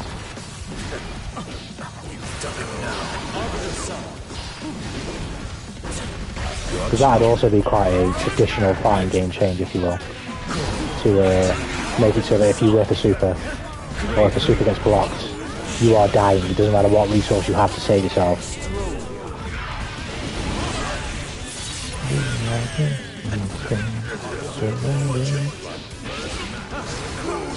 So we're going to play this patch by this patch, I'll have 20 players, right? It depends. Who do you play, if you don't mind me asking, Raphael, if you do play this game? Because, for example, I don't play in tournaments, but I play... Testament is my main, I guess. But I also play a shitload of Bedman. I guess you can call him my main as well, because he's goated. But Bedman is definitely significantly better, so it definitely affects me. Testament is also a lot better. In a cool way as well, which is always fun. So it definitely affects me. The only things I can't really say too much about are the wild assault changes.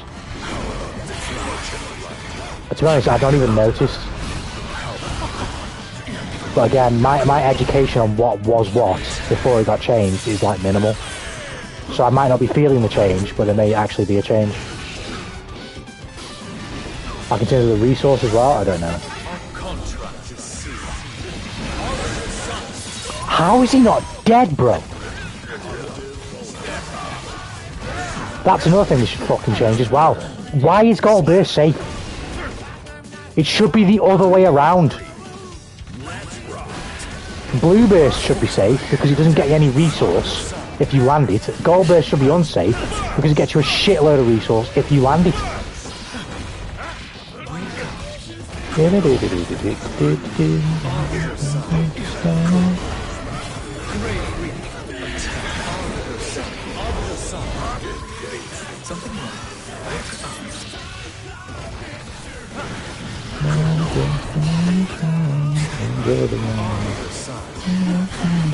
Oh, he's dead. 24/7, barely 480 max. No worries, Max, no worries. Everybody's at a different level. But in general, there are probably some character changes, depending on the that you play, if your character got changed, that you will definitely feel. Like I say, I can absolutely speak for Testament. There's definitely a difference in this character's potency since these changes. But I guess it depends. Who else got changed? I know Potemkin got changed. Zato got changed. Who else? Johnny and Alpha as well. Axel, Potemkin, Zato, Testament, Bedman, Johnny and Alpha. I can only speak for Testament and Bedman right now, but I did mess with Alpha a little bit. The bomb toss change is kind of good, but that's also interesting to see. We'll have to see how that goes over time. And there's another change to a command grab, but I didn't read that.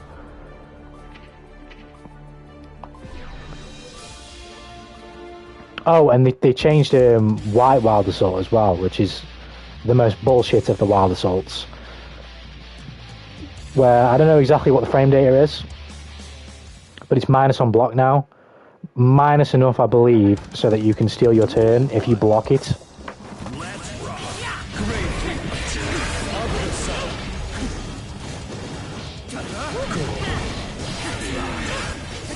So people can still use it. Before the patch, you would zoom out with White Wild Assault, be invincible, and also still have... It would still be your turn. Which is just, like, stupid. That's just not... That's just stupid. That's not how that should work. Whereas now that's not going to be the case. So you can still zoom out and be invincible and try and sort of catch your opponent doing something. But if you do that, that's your reward. Catching them and knocking them down, maybe. You ain't like but if they block it, it ain't your turn. You can get the reward of having it be your turn if you hit them. Not just for doing it, which is how it was before. Which is a good change. Has she got 2 bars? Why did I hit her? Fuck. I was going to get around her there. This is bad.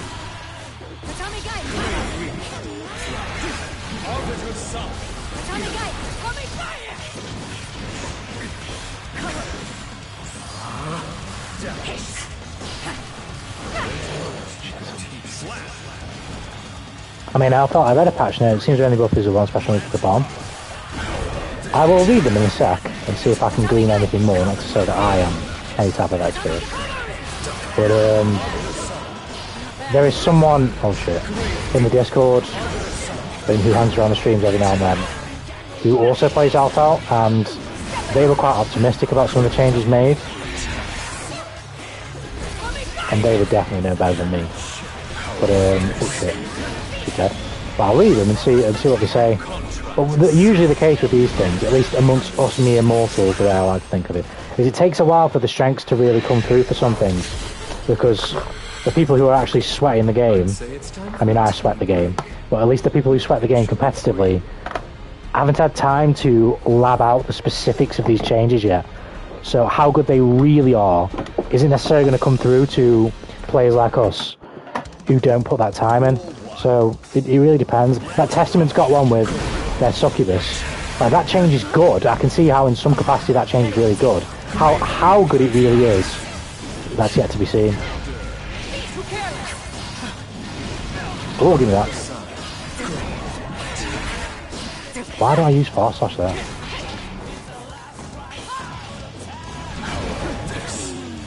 XP? Punish? Yeah.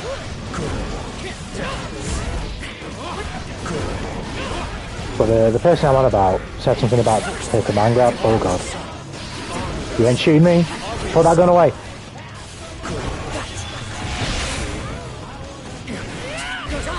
Yo Johnson. Yo Johnson. Oh god. So flats. We have got the authoritative position in this round though. Yes.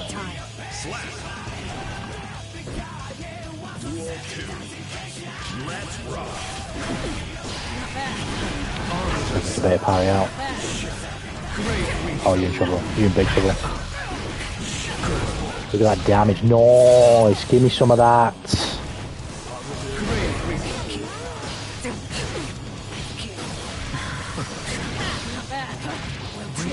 Let me just plug my laptop charger in.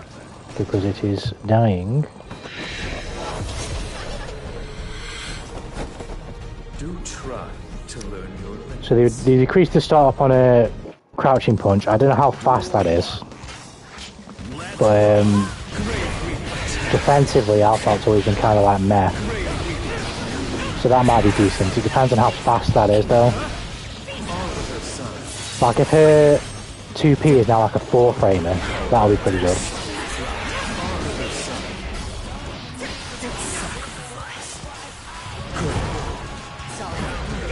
Oh.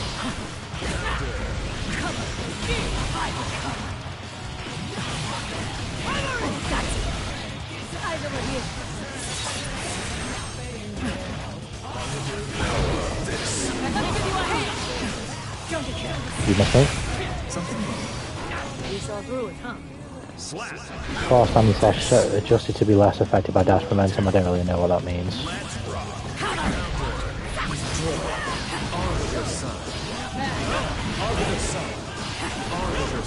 The unblockable arbiter assignment. Oh god. Nice. Oh, I just got fucking opened up.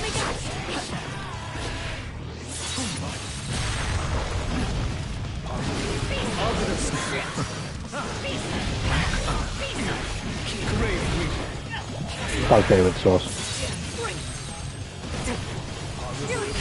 Oh my god! Just got fucking nicked.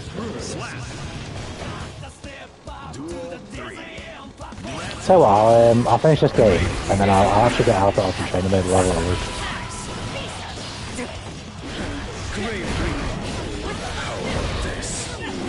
You gonna let me have that? Or are you in big trouble now? You're in big trouble. Oh, nice. I supered, man! I wanted super.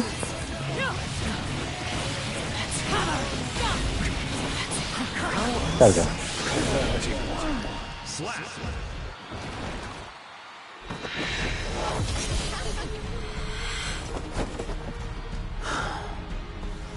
I have earned a bubble bath today. So it seems they've made it slightly easier for Alphalt to get away from people when she's firing the projectile. I don't know how much that is though. Also says decreased in recovery.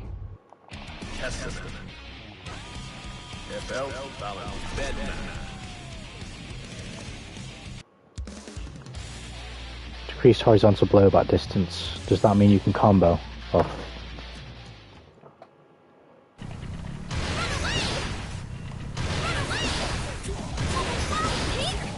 I think they have made the knockdown Oki better for this because you're closer to him.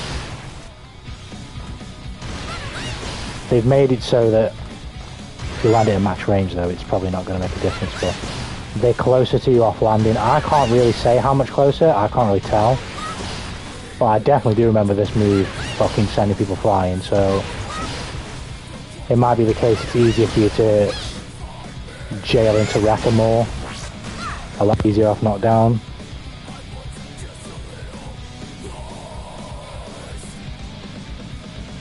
Got the bomb toss one, obviously that one's interesting.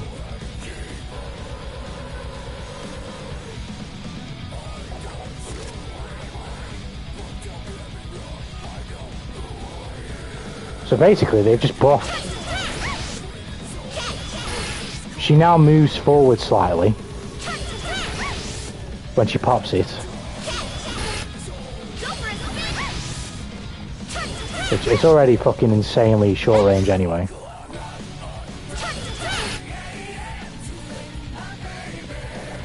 But it's good tree bit, I work so I can't stay long, but get fucked up DPRC, yes indeed, indeed. That's a big ass change. No, you're doing well though. That work is going well for you, man. That's what I don't get. I don't use that move in neutral. Is that really useful even not in combo standard? Yes. This move is really good for getting you across the screen, right? And I'll explain why. So, Deadman is a slow as fuck character, right? He's not great. I think his fastest button is 5 frames, right? It might be 4. What I'm going to get him to do is I'm going to get him to poke me when I do the move, right? When I hit him with the move, he's going to poke me back.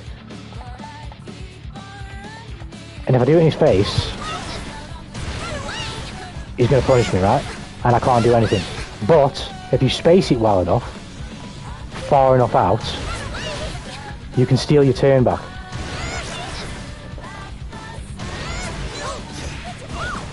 So like, players who don't necessarily know, or if it's ambiguous and you can't really tell, you'll hit them with this and they'll go, oh, you've hit me with that special move, I can punish you.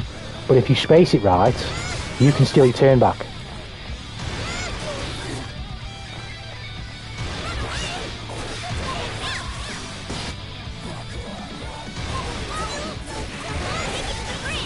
Which then allows you to combo. That's exactly what the move's for. This is to keep people away, and this is to get you across the screen. Obviously you don't always have to use it, you can walk your way in. We don't have Chaco or Sol. Sol's been good for a while, yeah. Sol is great, he's great. So it's safe now. Now, the move was always, it's not safe. It depends on how you space it, but this move hasn't been changed. This move hasn't been changed. This move always works this way.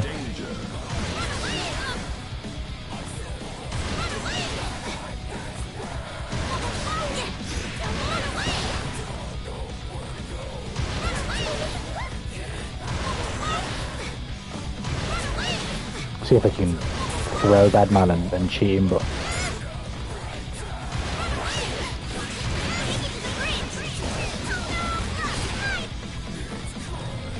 Which they do, one people just need to find us. So yeah, that's the thing. A lot of these changes, some of them are a bit more on the nose and obvious than others, but a lot of them are going to take time to really find setups. Like, for example, I don't really know how much the knockback has changed from landing this, but for example, if I do this, right? I don't know if it was like that before, but unless you DP, I can jail into Raka. And there's nothing you can do about it, because you're close to me. What about like...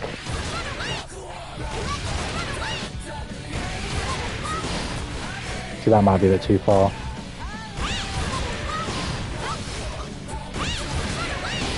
So you might be able to jail into Raka, but you can be very close to like making it near frame tight for the Oki.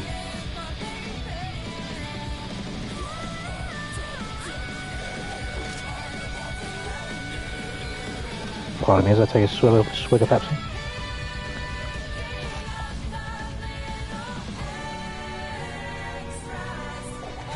Expanding the upper hitbox and hitbox for jump S.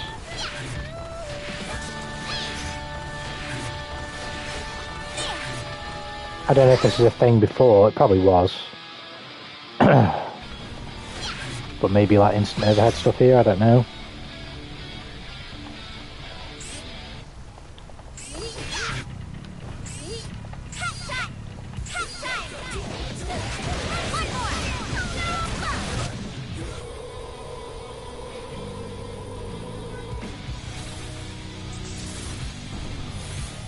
Adjusted to be less affected by dash momentum. I don't know what that means.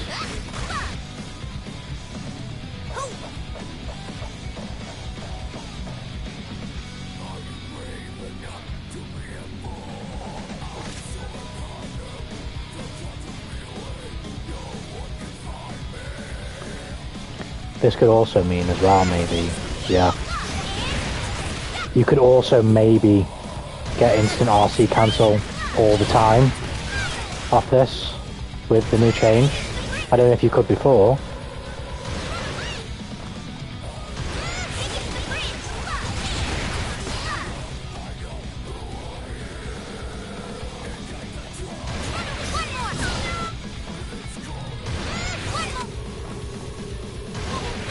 So when you're in max range you do that, and then when you're in close range you do this, maybe, if you need a wall.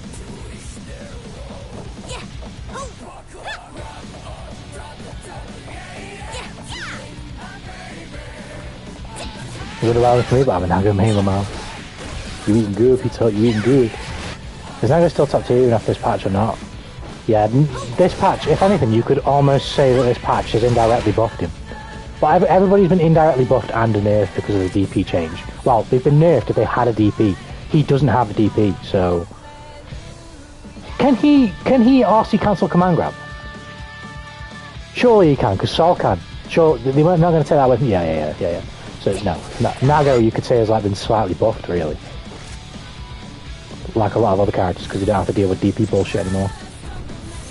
Final Fantasy vs. Rising comes with Carla in October and Season 2 next year. Yeah, I'm definitely going to go back to Grand Blue soon, and Tekken. But I'm excited for that. I am excited. I have to ask, does Alpha have reversal before? Alpha's only reversal is her super. She doesn't have a meterless reversal. Which is why this change to Crouching Punch might actually be really good. Let me see if I can check the frame data, but it's probably not been changed yet.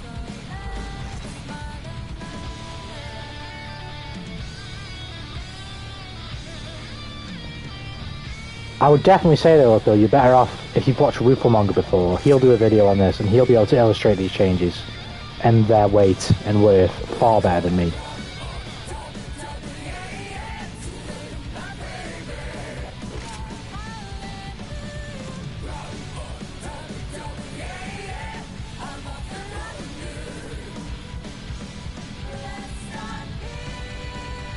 Can I see 2p please for that? So as of right now, as I'm reading Dustloop, Alpha has a 5-frame standing punch and a 5-frame crouching punch, which is like, it's not like amazing, but it's pretty standard. If they've had a very slight change, but it's a good defensive change for a character whose defense isn't that great anyway, because it will allow her to poke out of certain situations that she couldn't before. It'd be giving her a slightly faster reversal. Not reversal. It'd be giving her a slightly fastest button. What was it? A 2K is likely slower. Well, I'll check. The 2K is either going to be 5 frames or slower. It could be 4 frames, to be fair, but I doubt it. Like a 5K is 7 frames, too slow. 2K is 6, as I would expect. So her fastest button for a while has been 4 frames. Aside from throw, but you have to be right on top, because throw start in this game is 4 frames, as is jump, I believe. Or throw might be 3 and jump is 4. But basically, her fastest option, viable option, unless it's a throw read, is 5 frames. If they changed it to 4, that's definitely better. I think 4 is probably standard. I think most characters are probably 4.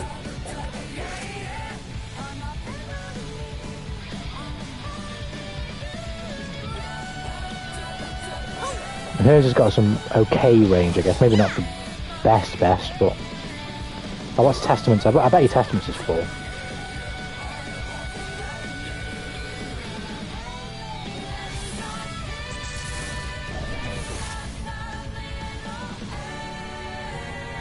No, Testaments is 5. Who else? I don't know. Who's good? Let's pick someone who's good. May.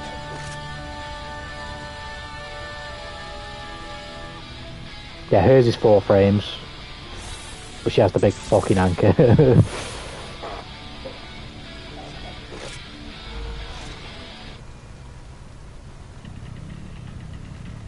What about Abba? Abba's is 4. 4 is pretty good. It's still too slow, can't mash out of block strings less than exact. Nah, a 4 frame poke is pretty good. Trust me, it's pretty good. It's just about actually, it's knowing when to use it. Which I am not very good at. But... So I don't use it, I just need Alpha more work to make it viable. I'm by no means, I'm not the best when it comes to it. I don't play competitively or really follow the game like that, so I don't know. She's definitely not the best character in the game. She's quite low, but She has strengths.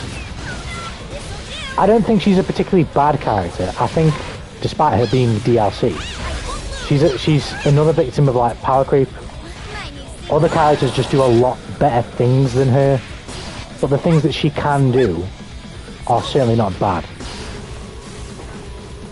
They're just not quite as good as a lot of other characters who can just do really, really good shit.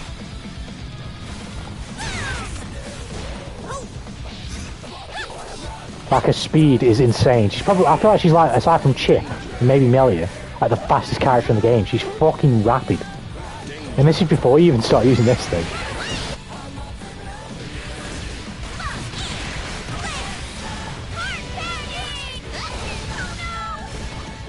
And then again, she's indirectly buffed because of the DP changes. So any safe jumps, of which I believe this thing, it's like any pressure, which she's really good at. Once she gets you where she wants you, her wrecker pressure is really hard to deal with, and this can be pretty hard to deal with as well.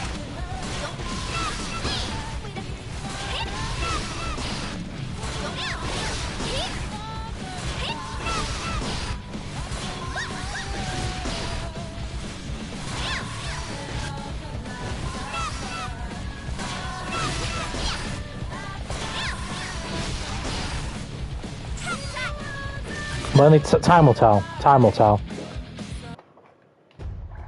Network. I think a lot of these changes, like I said, some of them are on the nose, but some of them are, let's say, not for us, if you will. Like, it's for the people who are actually going to lab it out.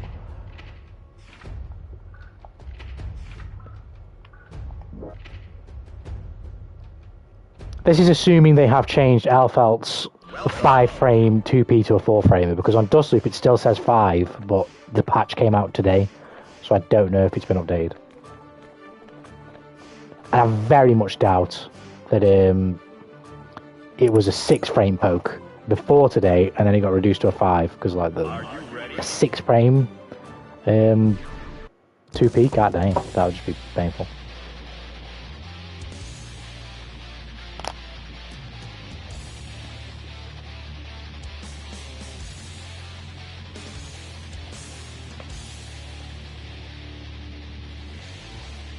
Man, I want Elephant to get me right when she wants me.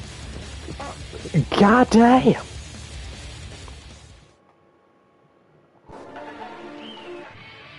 Duel 1. Let's rock.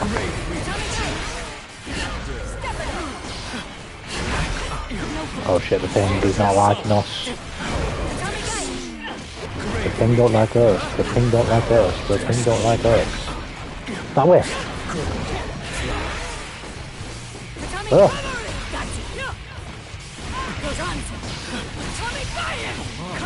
I'm not blocking, man.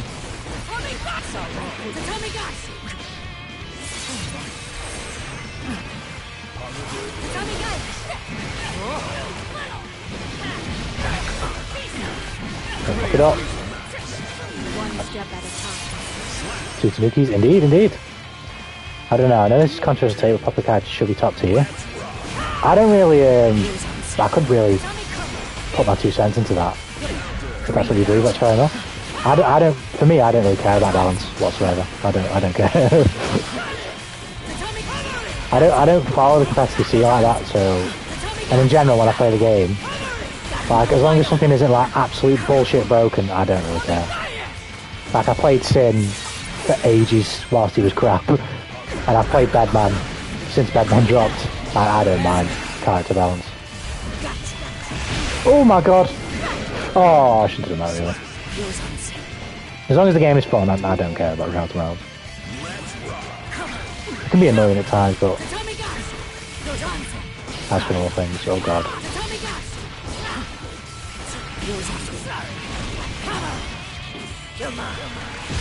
I remember when Sin was crap.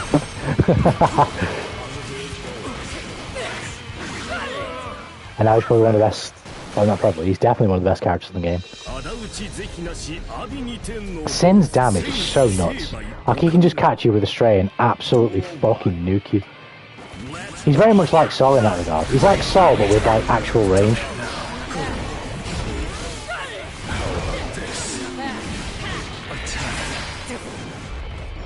He's like Sol, but every button is like success. Every button.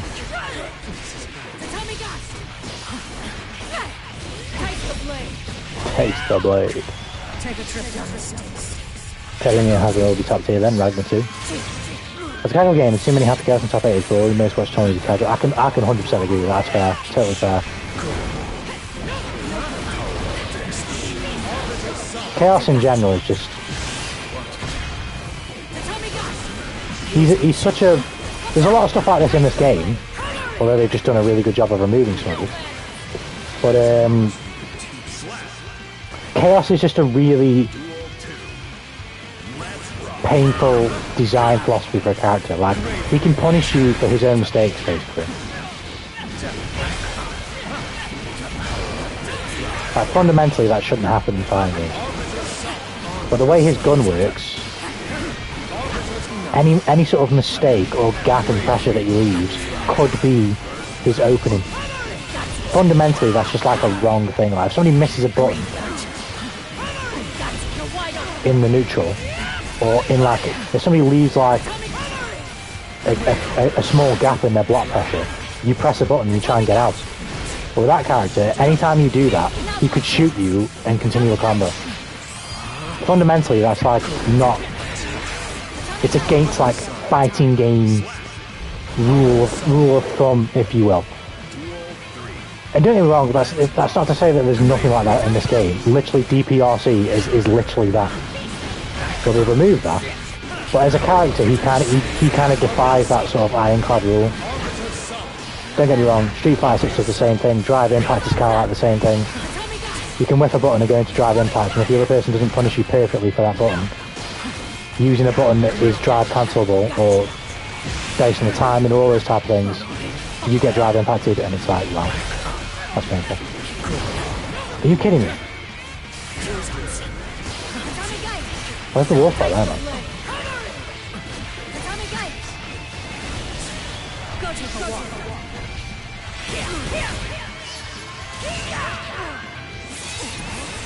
Type of characters with top tier and visually broken and fun. Oh my god, I'm fucking shit. Why not just block? Nice. Good stuff. Or 6p at the very least.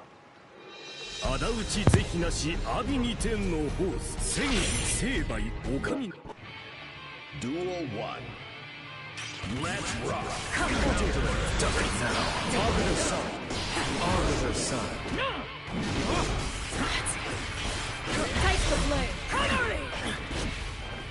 Like I was saying there, it's kind of a hard conversation to have because for example, I do not blame players for being tier whores. Like, you are paying money to go out there and compete, especially if you like travel from overseas, to earn money. So, like, you have literally zero incentive to play anything other than the best character in the game. That makes total sense to me. But at the same time, for a viewer, we're not so bothered about that. We want to watch some good games with character variety. So it's kind of a hard balance to strike.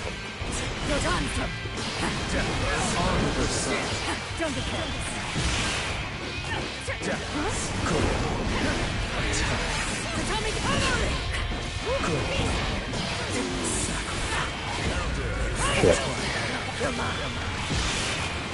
What? My fucking heavy slash didn't come out. Oh, it did, but I was too close to the ground and it fucking, yeah.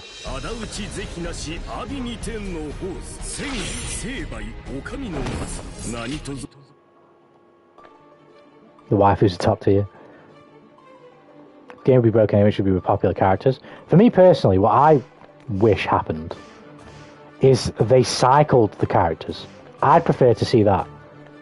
Maybe that's a bit too thingy though, because it would mean that they would have to artificially make it happen, really. But I would like to see it where they cycle through the characters being good, basically. So like, Season 4, these characters are good. They can look at the characters that are bad and go, right, okay, next season we're going to make sure that these characters are at least very good. But then if you do that, I guess you're going to be in a constant state of buffing and nerfing instead of just buffing and trying to create the ideal existence of the character. Because you would need to create an environment where the characters who are bad one season can become better characters next season, and you can't just keep buffing to do that, because eventually everybody would be absolutely unbelievably busted. Heaven or hell. Well then, to a dazzling encounter. Think you can reach me? Axel versus Testament. Duel 1. So you would have to, I don't know, you'd have to figure it out, but I think it's a fun idea, but I don't think it would ever work. You'd break the game, basically.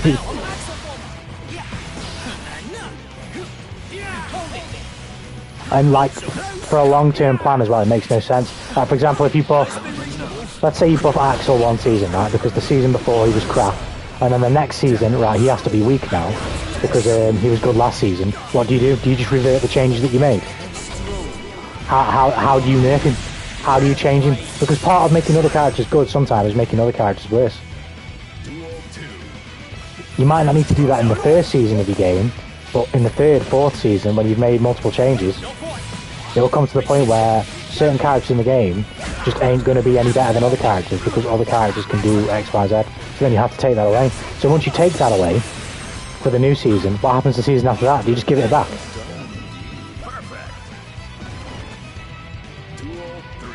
It would eventually just break the concept of like balancing the game. So ideally, which is I guess what happens anyway, you just have to try and find the ideal state of balance. You have to try and buff, nerf, change a character so they reach what they should be, or at least what the devs want them to be, identity-wise.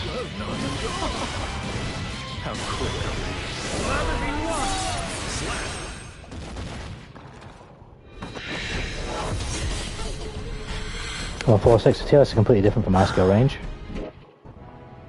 Duel 1. Let's rock. Oh shit. Yeah, the effect that it has on competitive play is, that's a conversation to have, to be fair, and I'm not the most educated to have it. But in terms of how it affects playing the game as a casual player, I really don't think it does that much, because like, or you might get a lot of people playing Slayer because he's really good right now. That's normally going to happen anyway because he's new. He's like the newest. It's the newest. He's the newest character. It's obviously going to happen.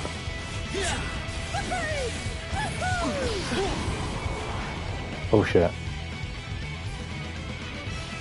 But like, the things that make Slayer good to people on floor 10, or even some people in the Celestial, and what really makes Slayer good don't always translate, or like maybe they do in some capacity, but not to the full effect of what it really does for the character.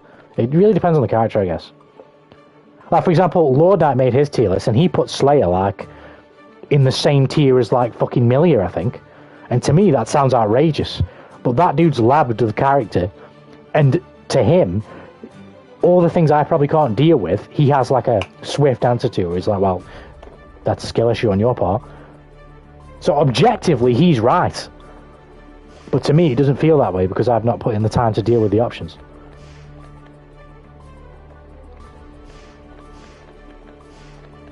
It's a good idea. That's what Capcom done with SF5 and SF6. The FGC casuals really, and casuals really notice it. That's what Mortal Kombat done every game. Yeah, it's still selling well. Are we talking about in terms of like cycling when characters are good?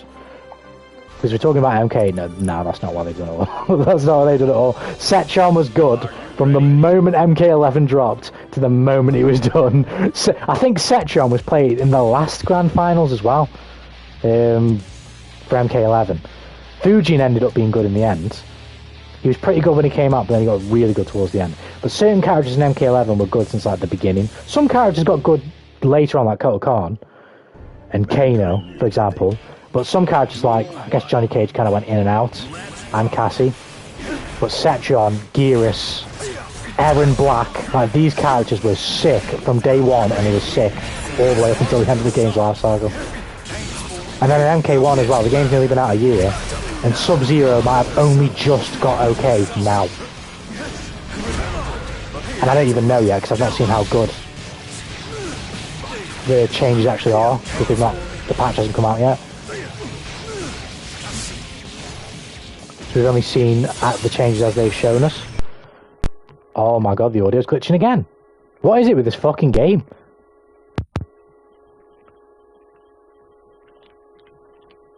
So it's definitely a different song this time. Bro, that's nuts. My game is genuinely bugging and fucking the audio.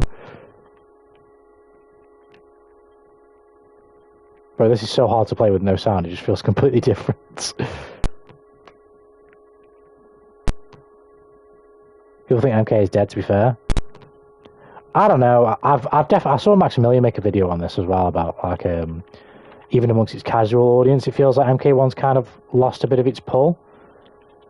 But, at the end of the day, these fighting games live for years. So, they've certainly got a chance to make a really good game. And I think it's pretty close, personally. I do like MK1, it has its problems, but it has a lot of good about it as well, in my opinion. It's just surrounded by a lot of other fighting games that are just better than MK1. If we had no other major releases, for like a year after MK1, I would be playing MK1 probably as my main fighting game. Well, not my main fighting game, this would still be my main fighting game. But I would be playing it a lot and I'd be enjoying it. But at the moment, I can either play MK1 or this game, Street Fighter, Grand Blue, and Tekken. All of them that I think are better than MK1. So it just kind of... it's stuck in that sense. I just think there are a lot of better fighting games better than MK1. Is MK really dead, or is it only on FGC? I don't know. I don't think it's dead. It's too big to be dead. It just is. But the thing is, though, as well, Mortal Kombat has always been, from what I've seen, the black sheep of the FGC, because no one takes NRS's game seriously. Like, it's been, I'm going to back out of this to try and fix the fucking audio. It's been the case for years that, like, people, oh, mind you, I'm already done. What? Okay, whatever. It's been the case for years that people have not viewed the NRS games as, like, real fighting games.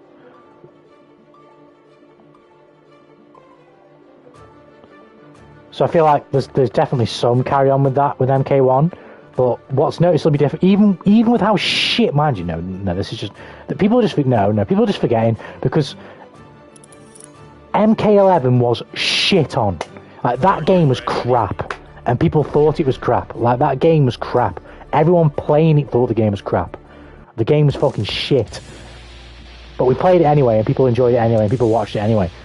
I feel like the same thing's happening with MK1, really. It's just the same thing that happened with MK11. Not to say that there is no substance in any of the complaints, but people are just complaining because they have problems with the game, and that's fair enough, and they want more from the game. Mankind knew that they cannot change society. It's just the same as it was before. I mean, I have 5k views into them without sponsors. I think part of what the fuck is going on with this game right now, man? I think part of what has shafted their competitive scene as well to start with, because I don't think MK11 was that bad in terms of viewership numbers and entrance, is they've not treated their competitive scene well. Like, I can't remember the specifics, but like, they were announcing like the dates, or the dates and the places for where their world tour thingies were happening mad late, which didn't give people enough time to like prepare to travel, and the prize pools were really small and things like that, as well as poor communication from the devs in regards to the game's current state of balance over the year that it's been out. Shit. Which just pissed people off more and more and more. I don't know why they're doing it like that, but that's what they're doing.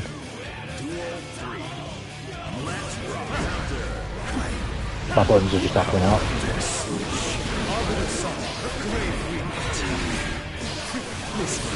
But I believe Ed Boon said something on his Twitter, like the game, I can't remember exactly what it was, but it's like top 10 most selling game. I don't know if it's worldwide, if it was in the US. It's probably just in the US.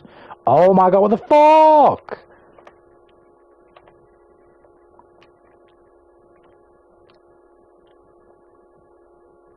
This is actually kind of nuts.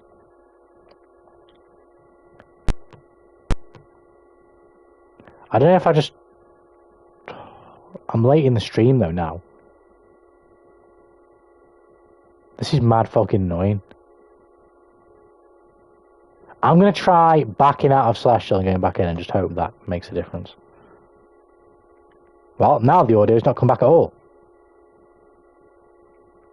That's fantastic. What the fuck?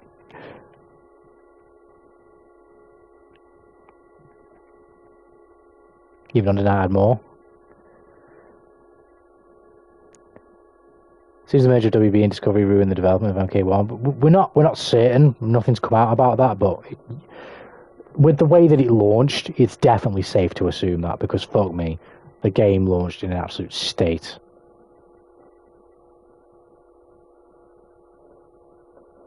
Everything was absolute garbage aside from the fucking other store. Sound dead? I know. I might just end stream, but I want to keep playing though. I'm having fun playing. I don't want to stop playing. But this glitch is doing my head in.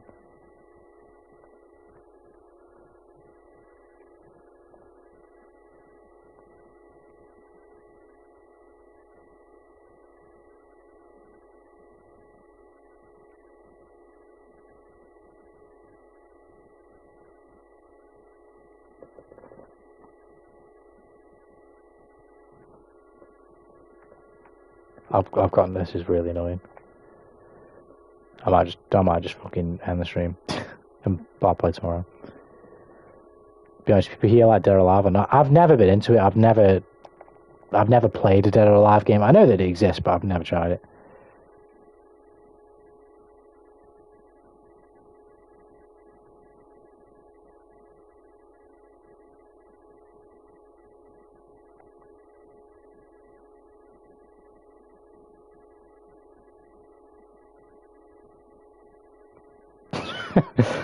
I've just seen a fucking clip that Potemkin can Heavenly Potbuster.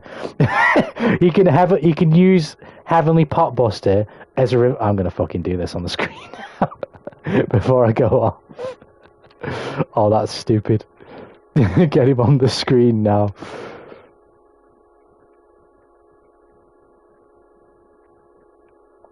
What's the block string?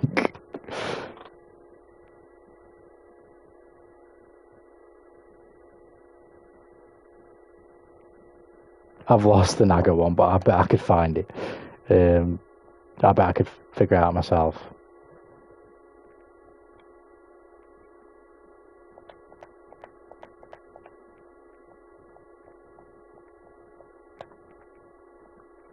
Give me fucking audio back, man.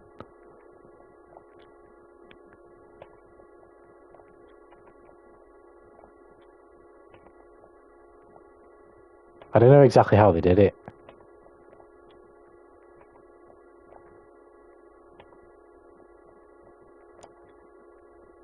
Fuck's sake, I wish I could have the video on the screen now. Can I go on, like, history and find it?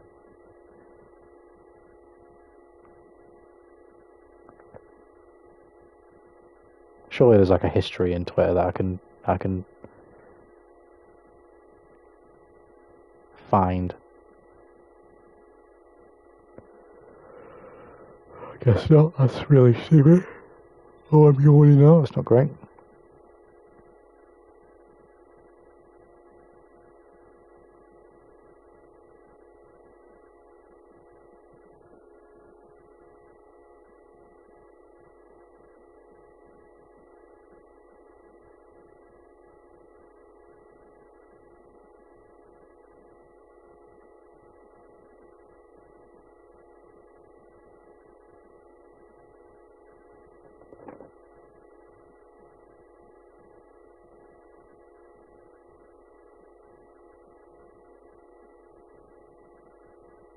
Oh shit.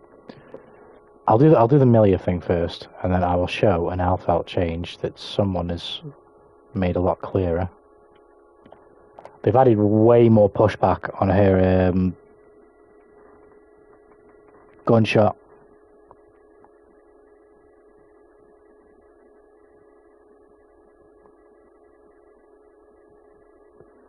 Which will allow for whiff punish stuff. Right, Melia. Oh, I need fucking Potemkin in here, for fuck's sake.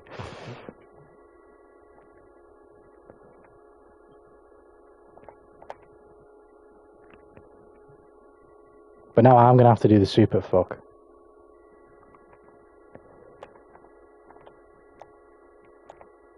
What is it? There, right, okay. So pot. What's the pot buster? Can fuck it, you can pot buster out of that.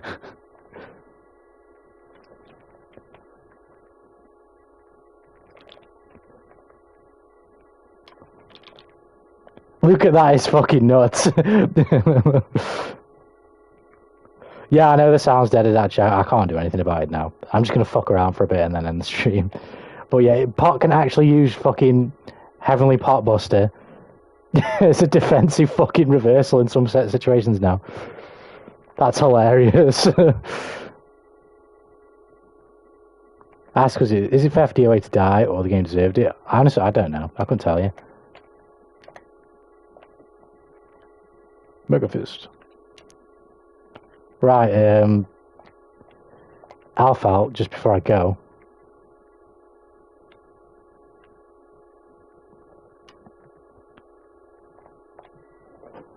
And I can see how this can be quite useful. It just depends, you'd have to see where it's most appropriate. But if you did something like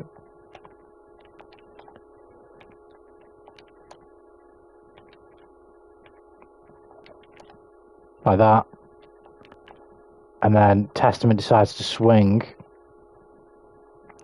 I feel like I can't replicate this because it's too slow and they'll get counter hit.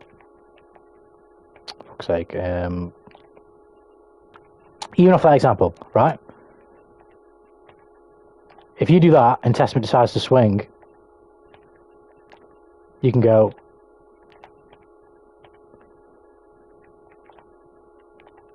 Raw, Bridal Express, whatever it's called,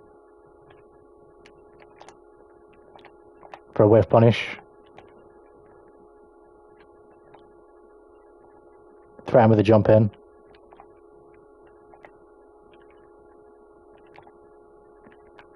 The pushback just allows it to inch people closer towards the corner as well.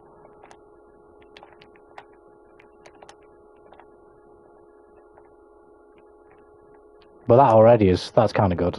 I don't know how good, but it's kind of good. So even if Testament did like Grave Reaper, you could jump in from there.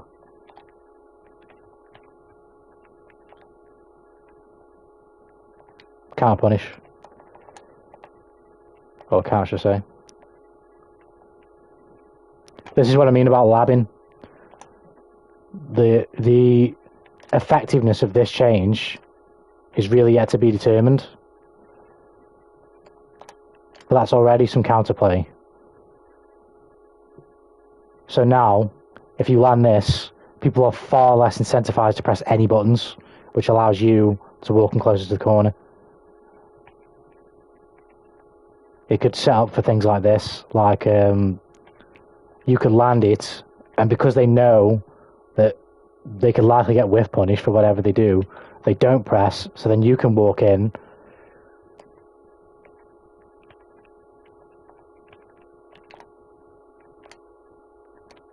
and swipe them with this or this,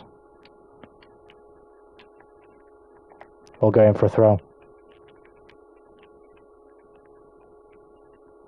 Seems Alpha can't use Wild Assault to gain pressure, have to work hard to get in. The way Alpha uses Wild Assault is to jail into Wrecker. So if you do, all you want to be doing with this character in general is trying to jail into the wrecker. So, like, if you land a hit that allows you to jail into wrecker, that's literally what you want to be doing.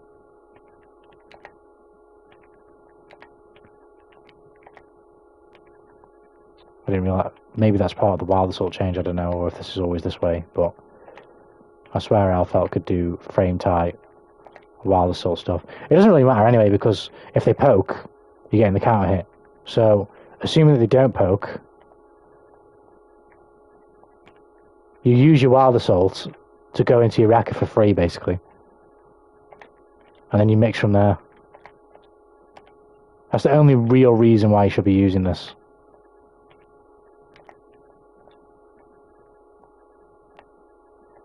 Because it's not going to give you much benefit elsewhere, really.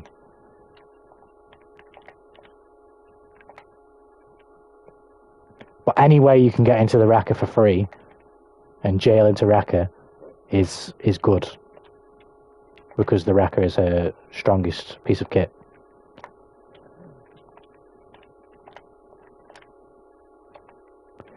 Right. Seeing as the audio's decided to fuck off, it's going to give me a nice, easy reason to end the stream. So, I might play this tomorrow. I might try and go to Tekken or Grand Blue.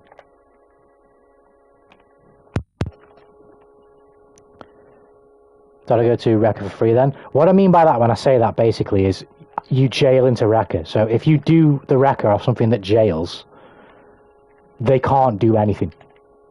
So like here for example, I'm pretty sure this jails. I know it doesn't.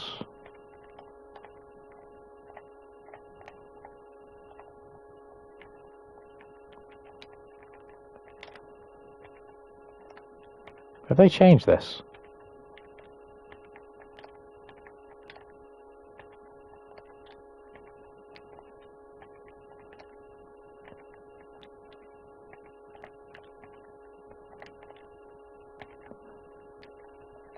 Right, so I thought this jails, but it doesn't. So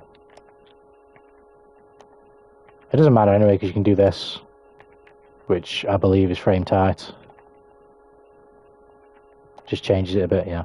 Okay, so basically what I mean by doing going into Wrecker for free is being able to enter into the Wrecker series without the opponent being able to do anything aside from spend meter. So like in this circumstance, you use your Wild Assault so that Testament, no matter what Testament presses, I don't even think Testament can super out of this, hold on.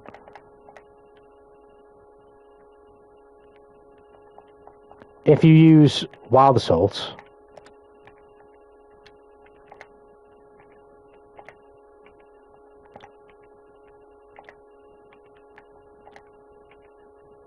I guess you're at risk of the hard call out for doing it because Alphalt isn't frame tight. But if you manage to get the Wild Assault,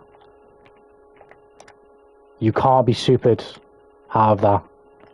Can they even YRC because it's Guard Crush?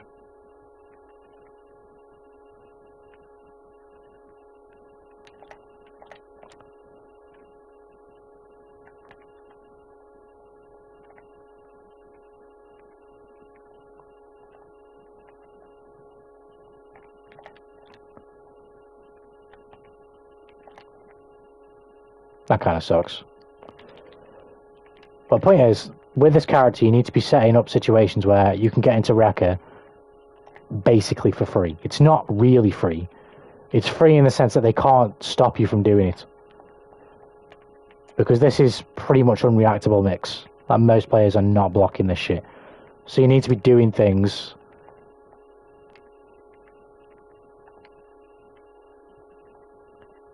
if I'm to have Testament to poke or 6p.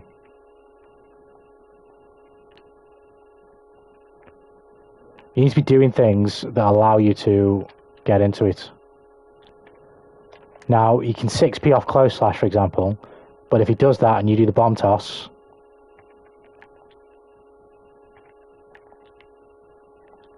that's where you can get conversions.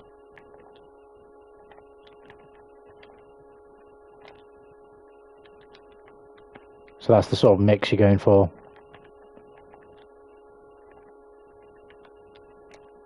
If he jabs, Raka confirm.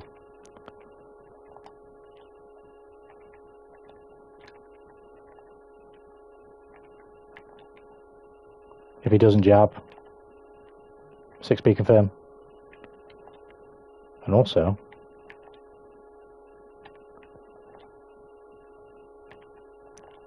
so you can get close slash here it seems, but it's very tight.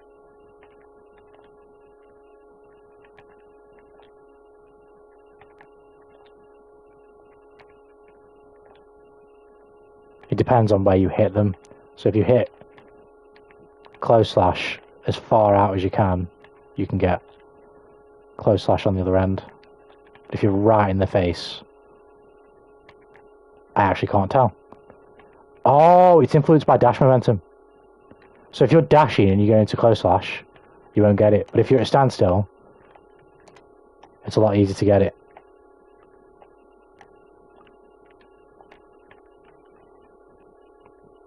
You like that with Sol DP? What in particular?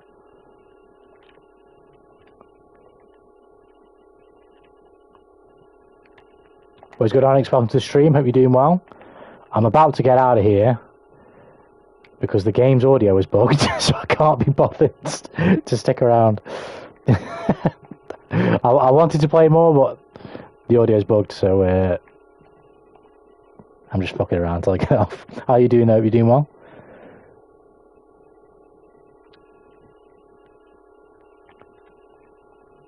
DP is going to be the same in the sense that, like, if there's a gap, he can DP.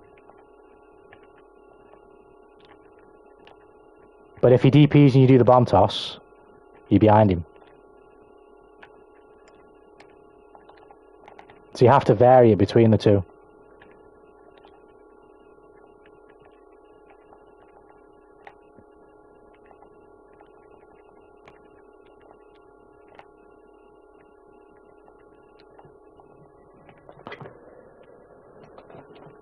Sol is a cheeky bloody bugger though, because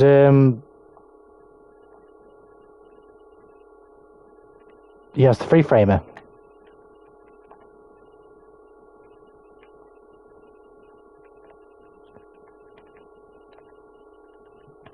So he's difficult to deal with. So needs to use Wild Assault after all. Nah, you definitely should. You definitely should. Because if you use Wild Assault, you can't do that. If you use Wild Assault, he can't DP. He has to deal with the mix. He has no choice.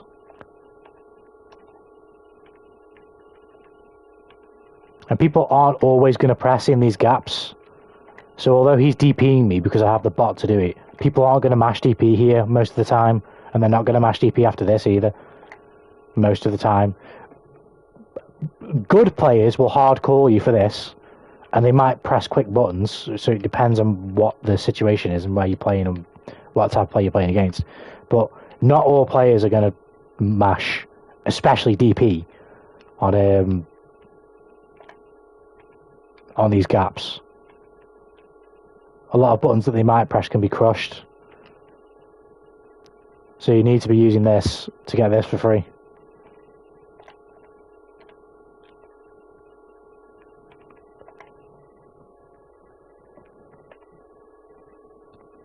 Okay, that's good, that's good. But yeah, this is yet to be seen. Because I can see that actually being pretty good.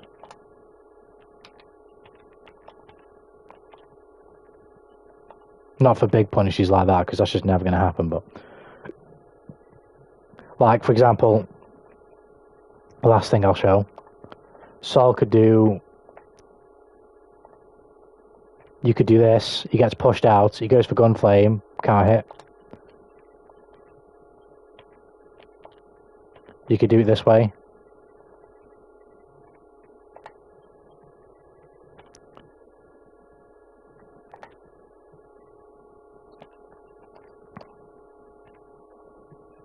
So how many pro players think she's bottom tier then? Probably because a lot of other characters can just do things that are better than what she does.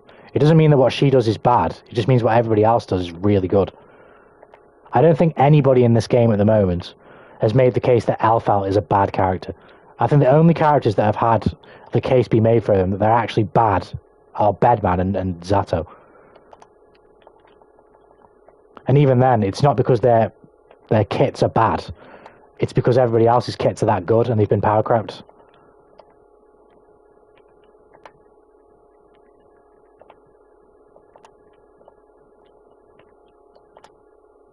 Like, even in Elphal's case, they're not really giving her anything radical.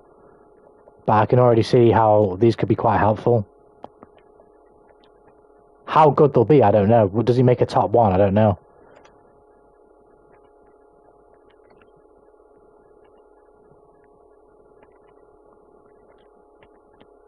But they certainly help her push people across the screen and command a bit more respect.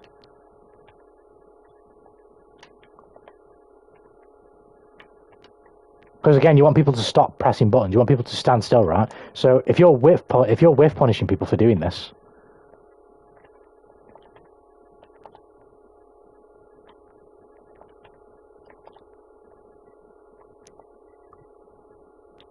they're going to stop pressing buttons. And if they stop pressing buttons, you can do this and then go into Wild Assault, or you can do this, or you can do this, or you know what I mean, or whatever. Welcome back, Koro. The One Piece was calling. The One Piece! But yeah, I don't look at Alpha. I'm going to get off in a minute because the audio's fucking bugged again. I know, it's just fucking annoying. Basically, tier lists are just opinions. It depends on who makes the tier list. Obviously, ultimately, they're all just opinions, but like, they are backed by a certain amount of, I guess you could say, evidence, testing. Like, for example, like, let's say you were rating Elphal as a character, right? And you didn't know about this. You're obviously going to have a worse than you would if you did know. So it's likely the case. I'm sure people will state otherwise if it's not. If the person making the tier list hasn't labbed it, they'll just say. But people will have labbed, where can this be most useful? Like, in what matchups can this be most useful? In what matchups can the new bomb toss change be most useful?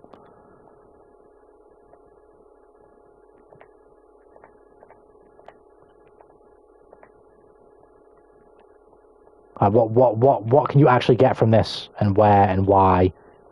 How useful is it to get whatever from it? How much better is this? Things of that nature. So weird, what the fuck did I just join back? There's no noise. I can hear Nick's succulent voice. I backed out of the game I was playing and I can't the audio still didn't come back. Wait, what was that? What is what I just did? Welcome homie / juice. We're on this topic right now, right? What do you think about the Alphalt changes? Because I'm saying overall it's going to take time to really see how good they are, but on the surface, they're pretty good. Like this thing, for example. You're going to have to like really lab out the best possible situations for this and where this is really useful. But just fundamentally, like having this to push someone further back and being able to sort of whiff punish if they do certain things is pretty good. It might not be like better than like the best characters in the game, but fundamentally it's a pretty good change. And it allows, especially with how quick she is, you can cover this distance. Let's say Sol doesn't do it. Let's say you start with punishing people over and over again off that pushback. That allows for you to then fill that space with whatever. So you could just do like that into Wrecker to get guaranteed Wrecker. I can't fucking do the inputs, keep forgetting. You could do that for guaranteed Wrecker if people stop pressing. You could just run up and throw them. Or you can like inch in and go for a longer button like that and try and catch a snipe.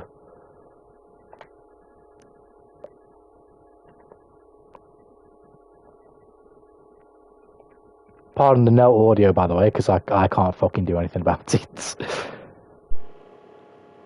It's not just the game, it's my entire PlayStation. I've got no audio anywhere.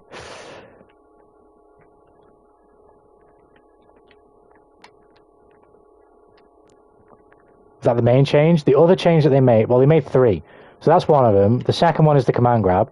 There's now like a bit of forward motion when she does it.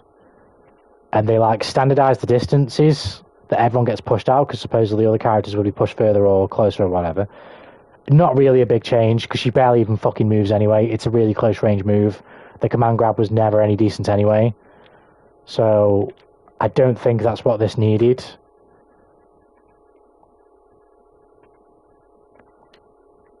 Like, it might make it better, I don't know, but probably not to the point where it's like insane.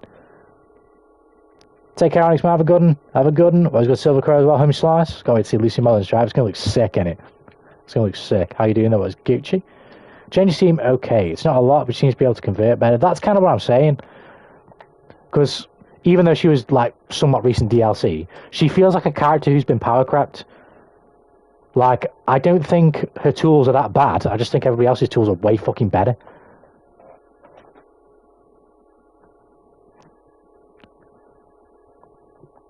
Come on, grab is nice. I'm going to spam that. Kind of looks like she's pushing people less farther. Yeah, in general, they've made it so everybody gets pushed the same distance now, which is how it should be.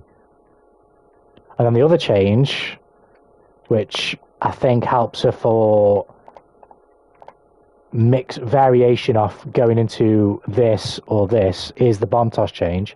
I don't know how good this is either, but it now bounces. So like I was just messing around with say you get Sol to do DP, right? This is usually not gonna happen, right? DP or like 6P.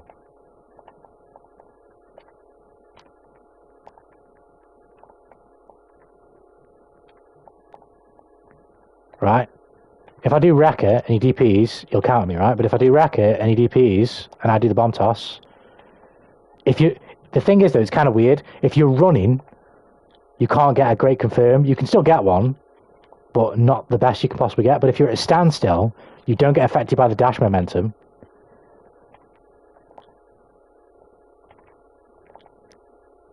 And you can get a decent confirm.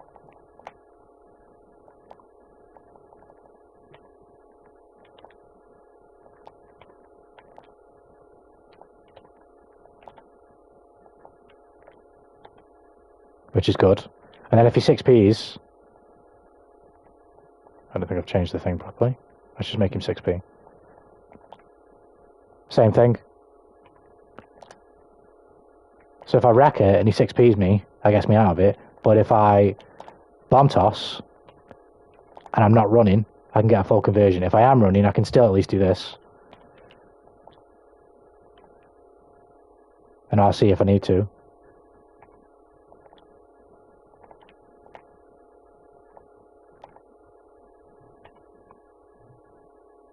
I doubt 20 players are still playing despite the buffs, so probably. Yeah, they're probably not going to be that good, the buffs, but at least for the health of the character, they seem alright at the moment. That is so dumb that you can block the explosion after the grab. It's not the way it's meant to work. It's meant to be like a combo thing, I think. Or like a block pressure thing. Because you can jail them. Well, basically, you can jail them into blocking the bombs.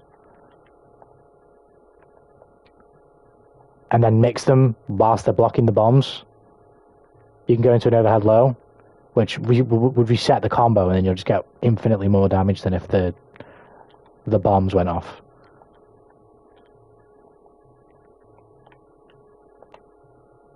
I feel like I should go through no matter what if you land it. It does kind of look that way with the way she wraps the bombs around her, but the bombs around you. But it being the way that it is now is like infinitely better. Infinitely better.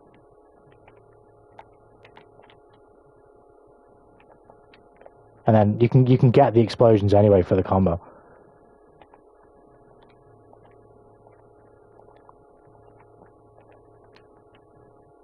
You can combo into it or mix them together. Yeah, 100%. You can feel the explosion if you combo into them after the grab. Yeah.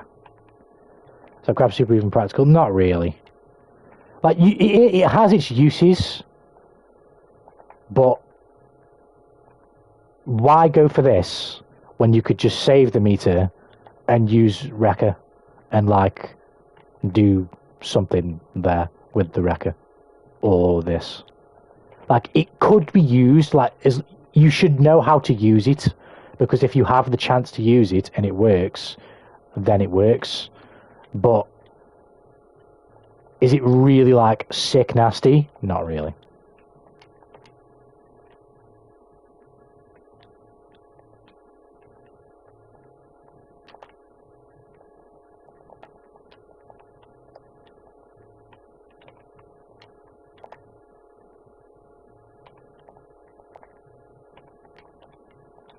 The added range, maybe. I've not really tested it, Justin, but I honestly can't tell.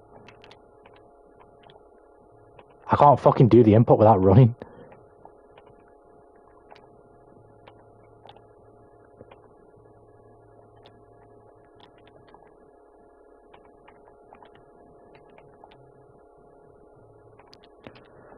The patch says it's buff, so the super's useless no matter what. I wouldn't call it useless, it's just not as strong as our other kit. There's definitely a use for it. You definitely need to know how to use it.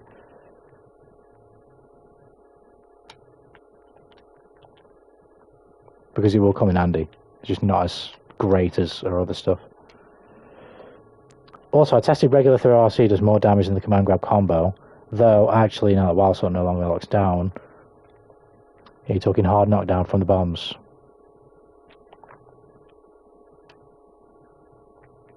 See no utility to it apart from mental damage. The command grab could lead to easy positive bonus situation. Yeah, I see what you mean.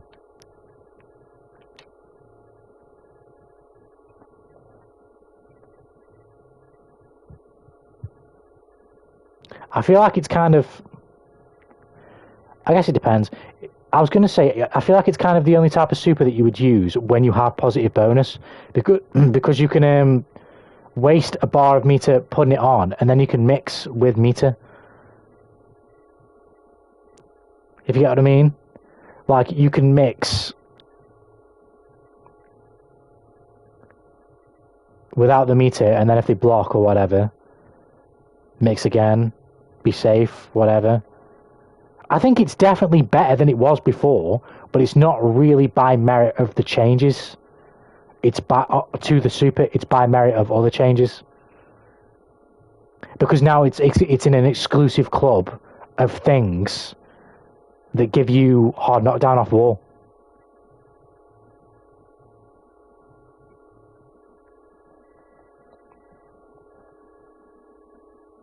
So 50 meter for a free hard knockdown, a positive bonus, actually quite good. So to be honest, now I think about it, it's a lot better than I originally thought. Agreed. How's it hard knockdown if it can be blocked? We're talking about on wall splat. So it is a hard knockdown if you break the wall with it, which is pretty much when you only should be using it.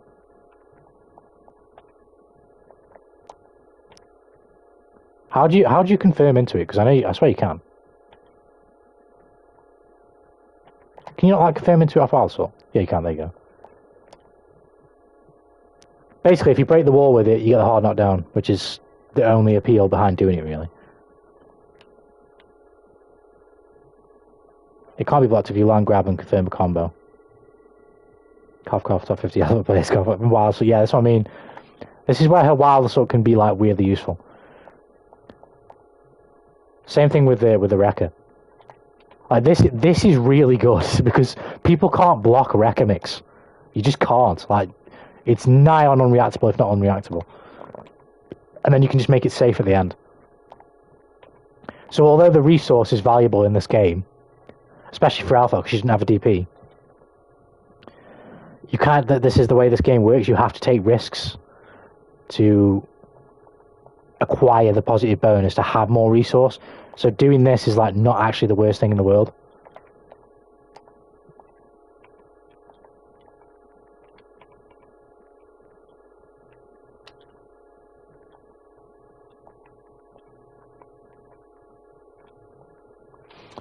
Why is that super in wall break if the other super exists? Because Can you do this first? What is the fucking input, man? I keep forgetting. Right, so you can't do that. But because, with it being a command grab, again, it's not great, but you can't block it.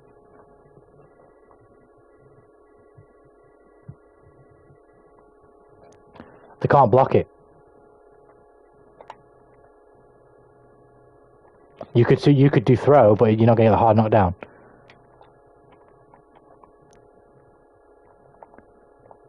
So you do it solely for the purpose of the fact that it's a command grab and they can't block it. And that gives you 50 meter. Oh man, it feels like I'm choosing to have a harder time when I pick Alfeld. I can just play Leon plus triangle and circle.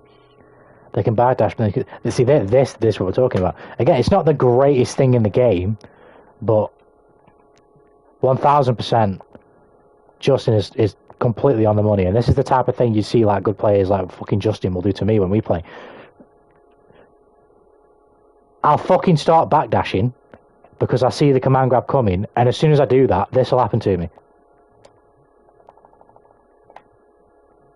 Like, granted, it's not like Dandy Step or this, where you can kind of just do it and it's kind of fine.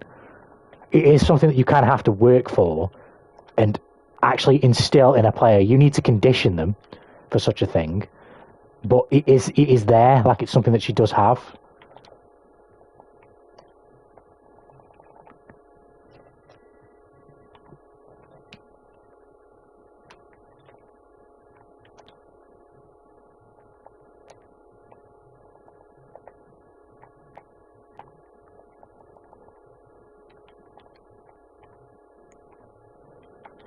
Although, I think personally, I think it would be, like, really good for it if she could, like, somehow avoid the wall break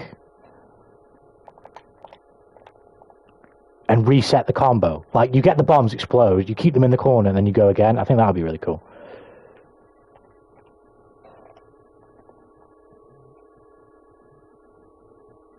Why are you on Alpha? Because we were talking about how good the changes may or may not be, and I was saying that for the most part I think most of the changes, some of the changes in this patch are very on the nose and obvious, but I think a lot of them, like Alfelt's, are going to take time to lab out for specific situations. Like I say, the pushback on the projectile is like really obvious to see, but how useful is that actually going to be is the question. Like, it looks kind of useful, but is it actually going to be good? I don't know. Really.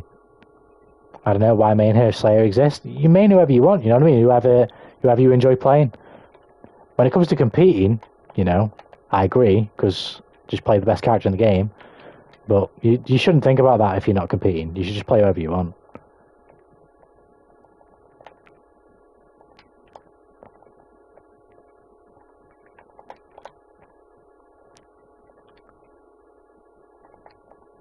Because I love her character design, it can be so much fun, 100%. This character's bussing.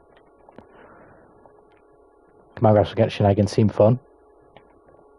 You can't Tanuki, what for? Wait, what? I think you can, sorry, what for? Are you talking about maybe avoiding the explosion on the wall?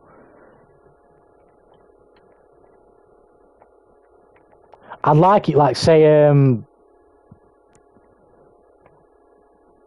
I'd like it, say, if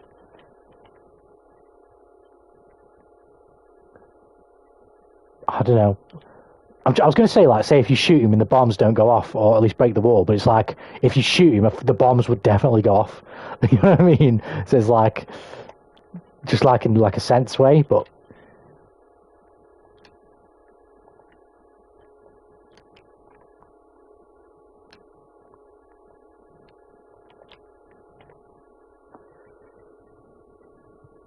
Slayer is cancer, can go die, goddamn. Bars, I'm so sad they didn't add him last moment possible. It's not that I want to compete, it's more of a Slayer is easier than her record. I wasn't saying you in general, I was just saying like, from a broader sense. But I would disagree. Like, Slayer's OP, don't get me wrong, But at least just in terms of like comparing how to use this to Slayer, this shit's outrageous.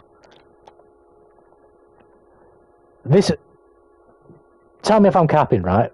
This is one of the best moves in the game on one of the most mid characters in the game. Like, this move is really stupid. Really stupid. I would say this is amongst the best moves in the game. Because there are ways of which you can enter it without being stopped. The mix is unreactable. And even if somebody does block it, you can RC it and make it safe. Even if you don't decide to do that, you can make it frame tight and end it safe.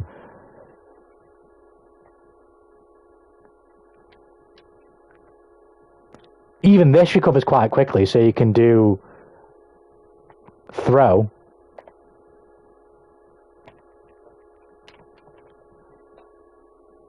Yes, that's facts. I agree.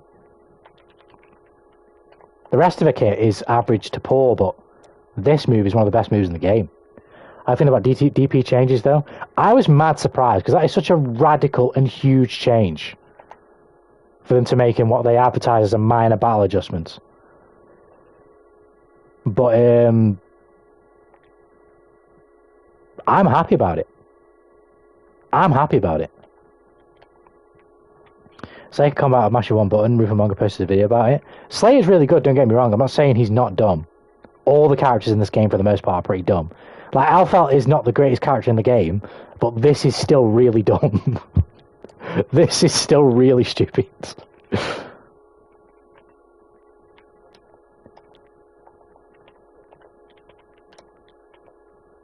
Like, some of the best special moves in this game still have counterplay.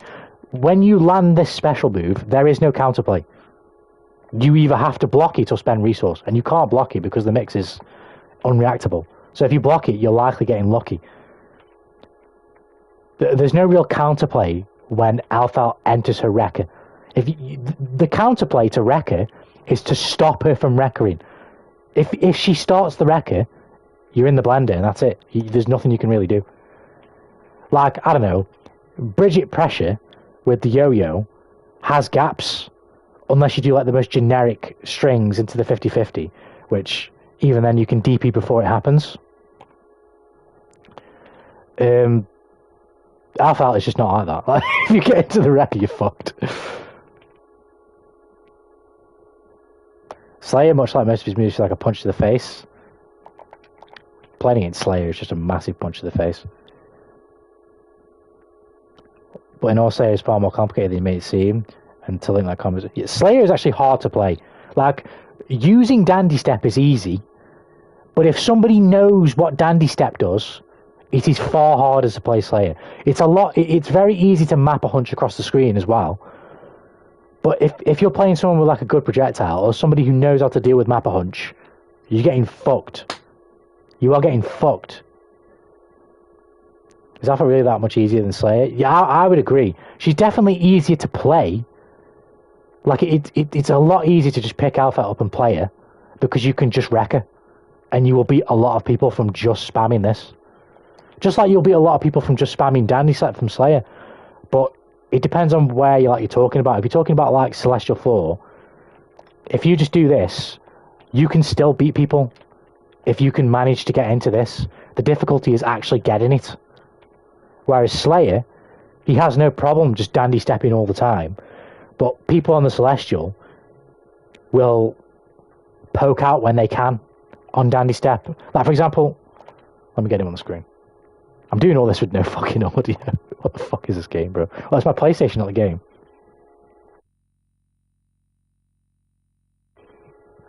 Let me try something. Let me try unplugging my HDMI and plugging it back in.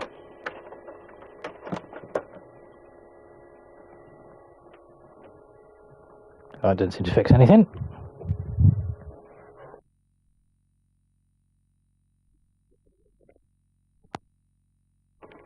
That's a shame. That's a shame. Right, Slayer can do all this shit, right? Don't get me wrong. It's good. It is very strong. It's very potent. But as soon as you know this, for example,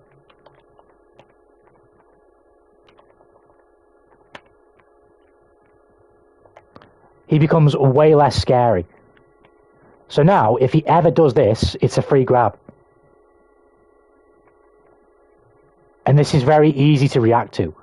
It can be a bit awkward because sometimes the spacing of where he does it can make it so the grab can whiff. But even then, you could 6p on this from reaction.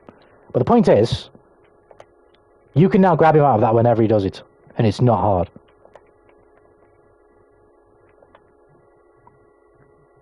But that's something you only know from experience. And then one of his other options, the punch, that's unsafe. So if he does the punch and you block it, that's a full combo punish. I don't think this is plus. So he has to block after this, probably. Can't take his turn.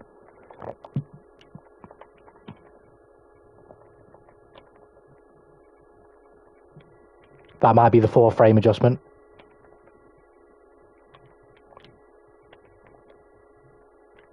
You can be cheeky and go into Wrecker from that.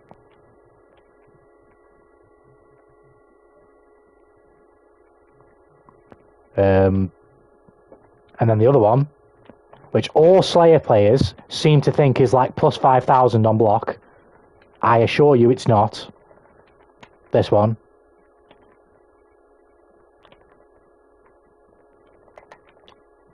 If he mashes, you'll beat him most of the time. Don't get me wrong, it's still hard to deal with in a real match, for sure. But there is a lot of counterplay to it. I'll go back to main outfit then. I admit I'm influenced by pro players' opinion about why I quit on it. You don't have to feel guilty about that or anything like that, Appeal. I get it at the end of the day, because, you know, at the end of the day, these guys... I guess I'm part of that, because I am a content creator, but I'm not good at the game, so I don't have that type of influence. But, you know, it can feel negative when they're dooming on a character, and then maybe their chat or their comments are also dooming on the character. And don't get me wrong, you can doom on a character, right? That's okay. But if you like playing the character, and playing them is fun, even if it's a bit frustrating because of some things, just stick with them. It's fun. If you're enjoying the character, enjoy the character. But I agree, 100% agree with Juice. Like, you just gotta most part ignore it and just play what you enjoy. The best character in the game to them could seem like the best character in the game to you. 100%. Just depends on the knowledge, innit? I like Alpha, but you have to admit, 100%, for sure. It's going on in Street Fighter right now with Zangief. Like, Japan are rating like Zangief like the best character in the game or amongst the top 5, and then like everywhere else it's like, well, yeah, he's good, but he's not that good. So you've got some people who think he's top 1, and then some people who think he isn't. But that's just debate, isn't it? That's just how it works. But fighting games, the type of thing is like, especially with like just the way they are, it takes a lot of time to really get to grips with like certain matchups and changes and things. And I say that because I'm exactly the same. Like what's his face? I don't know how good this is, right? But them changing her 5-frame jab to a 4-frame jab, it might only seem like 1 frame, but that 1 frame could save her in certain situations she couldn't before without having to just spend meter. How many situations those are, and how effective that really is, that's yet to be determined. But the point is, she definitely has a faster poke.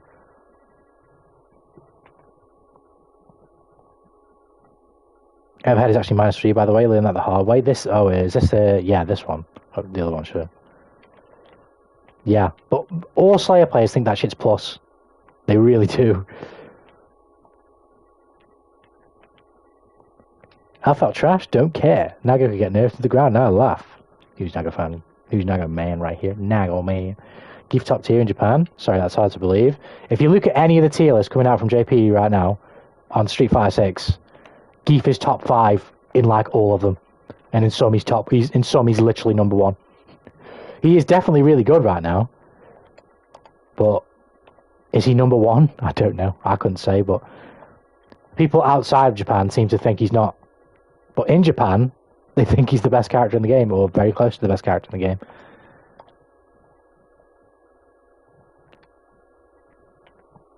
So it really depends on like I'm sure both sides, at least from professional players, will likely have a lot of evidence to back their case. They will have examples of which to say why they think this character is X, Y, Z, both in terms of like labbing in the game and tournament placements. But in most fighting games now, most modern fighting games, there are not many bad characters, like actually shit characters. These days, most characters are actually just kind of good. If not really good, and then the characters better than them are just really, really good.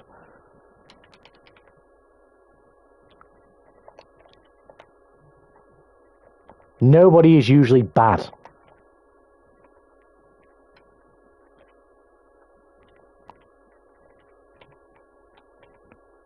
Trying to find a recipe I emailed myself that I lost. That's a shame, man. That's a shame. I've got to slay down heavy slashes off out. I can't think like specifics because I don't play this character. I don't main this character. But countering this in general, either you backdash when you're at the end of it, not right in front of it. Mind you, it's not that active, right? You can probably backdash this right in his face.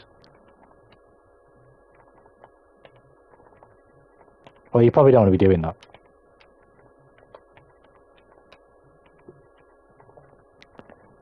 Can't you backdash it off this if you make the call? No. Basically, he jumps off the ground.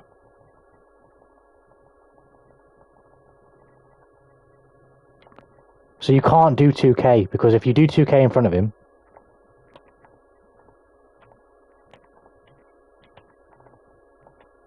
he will jump over it. So you need to use pokes, like Justin said, like Juice says, you need to do mid pokes. So he doesn't get over it.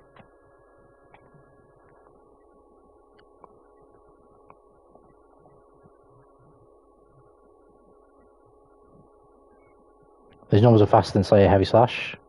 I don't know. Some of them will be, some of them won't be. But the point is, right, you can't be waiting for him to do it.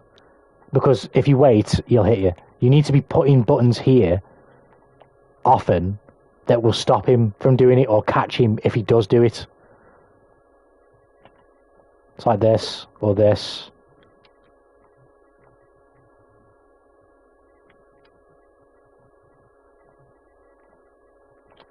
Stuff like this as well in the neutral, just to annoy him.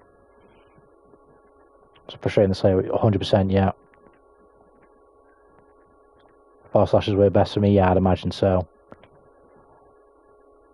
Can I counter after I block it, or I have to anticipate it? Yeah, you have to anticipate it, and if he does a block string, right, into this, he's only usually ever going to do this or this, right? So if you are blocking him, usually he's going to go into his map, into his thingy series. And that's where you then have to react to what he's going to do. And again, it's all reactable, it's just tough. When he side switches you, that's when it gets really difficult. But off stuff like this, right? Let me just get Alpha to block so it's easy to illustrate. Off stuff like this, if he does the back step, there's nothing he can do, really, that you shouldn't be able to react to. Because even if he does it straight away, his quickest option, you can crouch block and quite easily stay crouch blocked for. And if he does anything else, like tries to do an overhead, you should be able to react to that. You should be able to see that. Like it's difficult, don't get me wrong, but let me right, into low, and then slot 2, no, let's not do that one, let's do this one instead, because that one will be too easy. Not that one. Fuck. I keep fucking messing up the inputs. So it's that one. Right, okay. That one, right? So if I get Slayer to keep rinsing through these two recordings, which I hope that he will do, as you improve, you'll get better at seeing which one's coming. It's definitely difficult to do, but it's possible. Shit.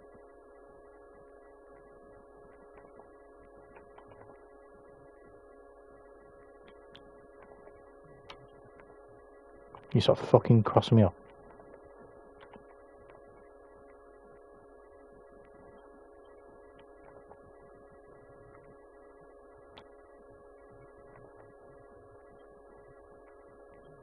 Why has it just done my punch?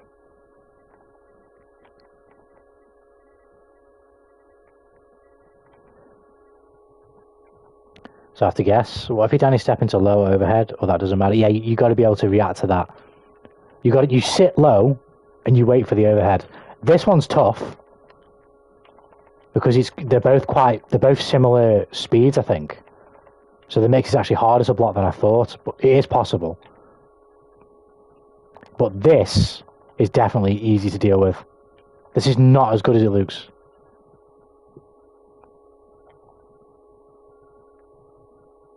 The only thing I should watch out for is his Punk Buster.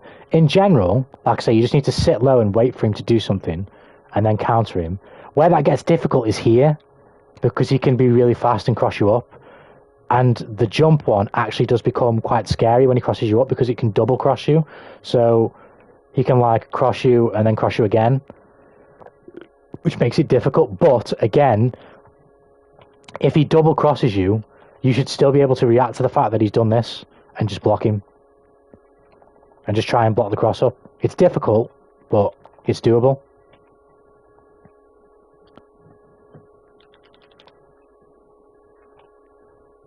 Slayer's really good. Even if there were no Slayers in top 6, he's still really good, but they're playing a different game to us. They're playing a different game. We're not playing the same game as the people. I don't know where exactly you would draw the line, but the highest skilled players are not playing the same game that we're playing. It's not the same. It's the same game. We're all playing the same game, but it ain't the same game. It's not remotely the same game.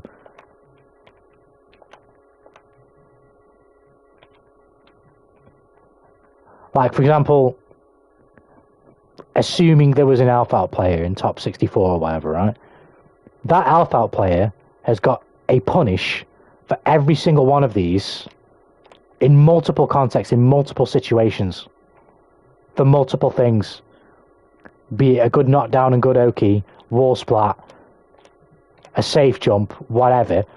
A good Alpha player, a top player, will have multiple responses for multiple things in multiple different ways. They'll know for example, they'll know or be able to react to maybe something like this or this and just defend it so that you're even closer to them and then they can get a grab or something like that. Same with this string, right? So if they might do like this string, but if you like flawless block or just defend this bit, see how little that pushback is.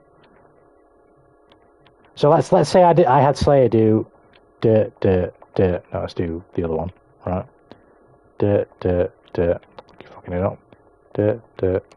That, right? Let's say you just defended that, right?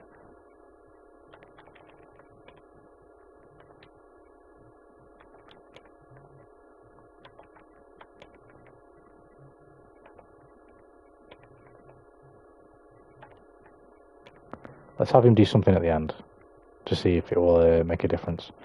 Let's just say he does that. So if I don't just defend that, Slayer will counter hit me. Let's see if that changes.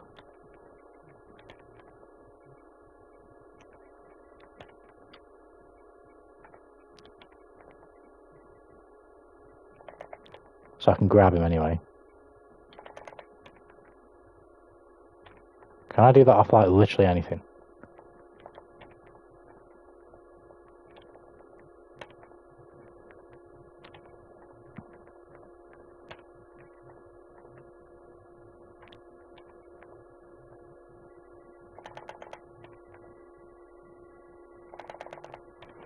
So if you react as well to cross up Dandy off this string, you can grab him like every time before he even does anything.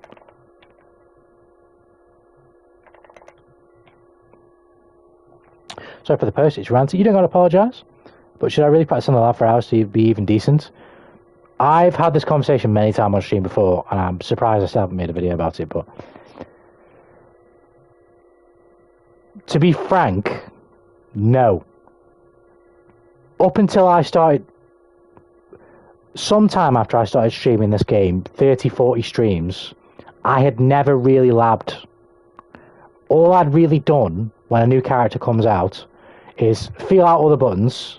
I don't know any frame data in this game. I've started to learn it very recently, but I haven't known until very recently. Feel out all the buttons, see what they do, right? Go into mission mode.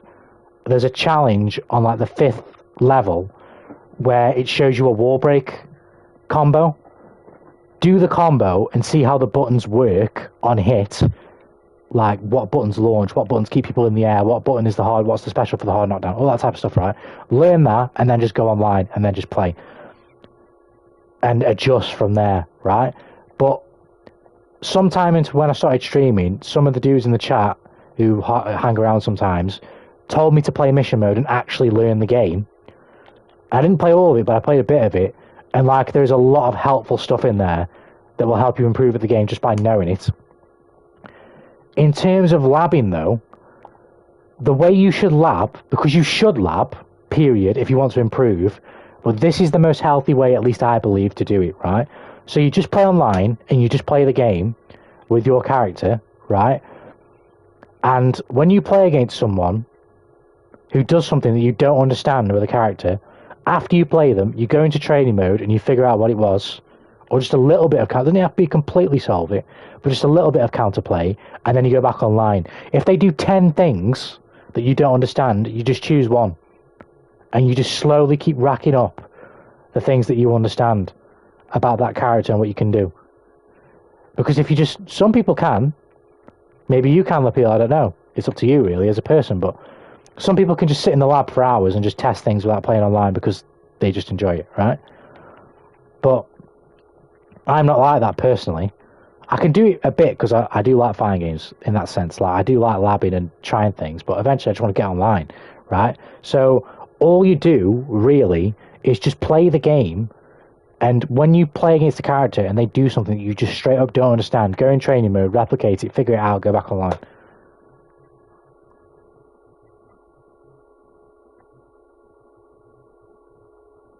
Not that much, right? I mean, I played Tekken 7 before. I tried to lab every character in that game.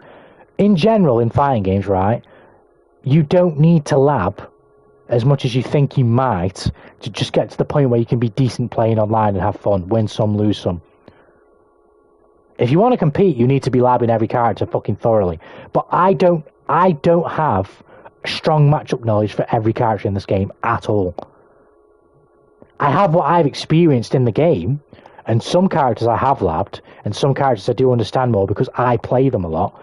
But in terms of like actual matchup knowledge, my matchup knowledge is very simple. Like I don't know a single piece of frame data for Slayer. I could probably tell you that his 5p or 4p is like, 2p is like 4 frames because most characters are. But I don't know anything. Like Juice just said that his overhead is -3 on block. I didn't know that. I know it's not plus on block because when I've played online and Slayer players have done this and mashed right afterwards, I've beat them, provided he does it right in my face. I've beat them to the punch, so I know it's minus, I just don't know how minus it is. I know this is probably plus, but I don't know how plus. I don't even know if it is plus. I would think it's plus. Because I think like a lot of close slashes are like +2 in this game. I think Alphas is probably +2 as well. But you don't need to know like the frame data specifically to compete online, you don't. Against the best of the best players, yeah, you do. But just to play like in ranked, and have fun? No, not really.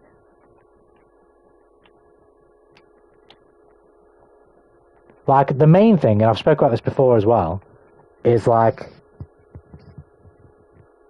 the first part is understanding your character and playing your character, because even if you understand what another character does, if you can't do what your character needs to be doing, you're not gonna beat them anyway. So you need to learn what your character does and the best way to do what your character does first, and then because you're playing that character, that happens quicker. If you get what I mean, you're playing them, so naturally you're going to be doing loads of things with them and learning what they do. Whereas with other characters, you're not playing them, you're playing against them. So you can't just like use Slayer's dandy step and pick every option. You're blocking them at the whim of the opponent's choice, which makes it difficult to know what's happening or when it's happening, right? But instead of trying to figure all that out at once, just figure out how to deal with one of them. And then try and deal with another and another after online, and play a bit of online, try and deal with this thing next, and etc, etc. And eventually you'll add to your library of knowledge and you'll get better at certain matchups.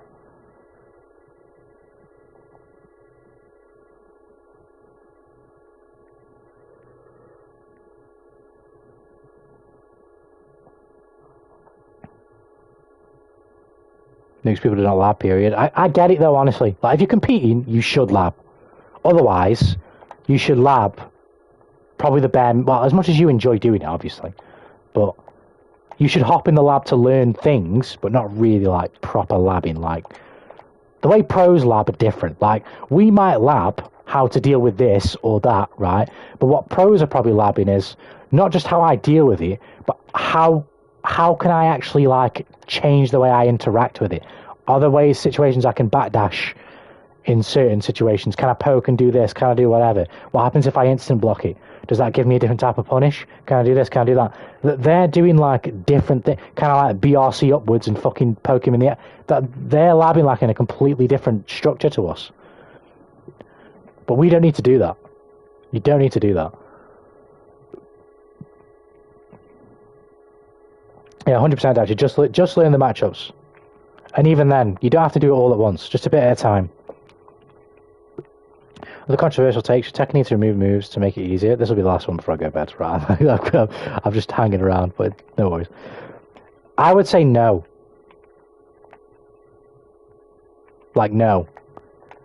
Like, if the game's too complicated, I would say just don't play it. Like, I get why people would want to have it changed so that they can get into it, but then you're changing the game and it's not the same game. Fighting games, I don't know if you've ever played any of these games, Lapeel, but I very much liken fighting games to the FromSoft games, the Souls series and the like, where basically they lock the real fun, if you will, behind a timer, or like a, how exactly would you say it? A time gate.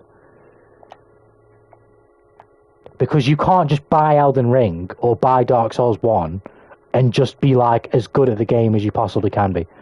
And like be able to make use of your character the way of which you would want, or know exactly how this weapon works or that works, or etc, etc. You have to put in a certain amount of time, and you can't just beat each boss that you see first time. You have to see what they do and be killed by it over and over and over before you can actually figure out what to do. Fighting games are the same. You have to play, and you have to learn. I know a lot of people don't want to play games to learn and study. But in fighting games, there is a certain amount that you simply have to do, or else your skill ceiling just is lower. Like people mistake the fact, it certainly plays a part, but people mistake the fact that like better players than them are simply just more skilled. Like it's most certainly likely the case that there is a skill difference, but part of that is knowledge. Like, for example, if you don't know that you can grab Slayer out of this, how the hell are you supposed to defend against it? How the hell are you supposed to ever deal with this if you don't know you can grab out of it? You just can't.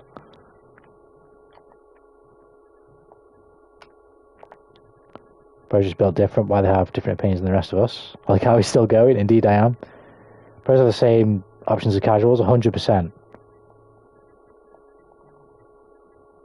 Before you go to bed, you're going to give us some brisket knowledge. I don't know if I have anyone to impart. Any to impart. Hold on. So why pros have different opinions of casuals then? Why we always disagree? Because the pros likely, although again it would depend on them to preface whether it's the case, have labbed the character far more in depth than casual players.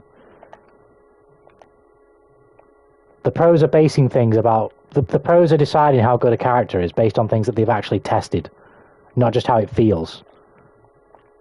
Although they might say based on how it feels, but they'll preface that as well. Like, when I was watching Lord Knight's tier list the other day, he would say why he thinks a character is where they are, and then he would go into training mode and he would demonstrate specific points that he made. So if he said, I think he said that Biken has I think he said that Alpha has pretty meh defense. He went in and he demonstrated why that was the case, and he was showing her buttons and showing what options he has. Like, he was showing situations that happen when you land certain buttons and what you can go for. Like, he was showing Testament's offense and how Testament's... I think he was saying that Testament's offense can be kind of one-dimensional without staying.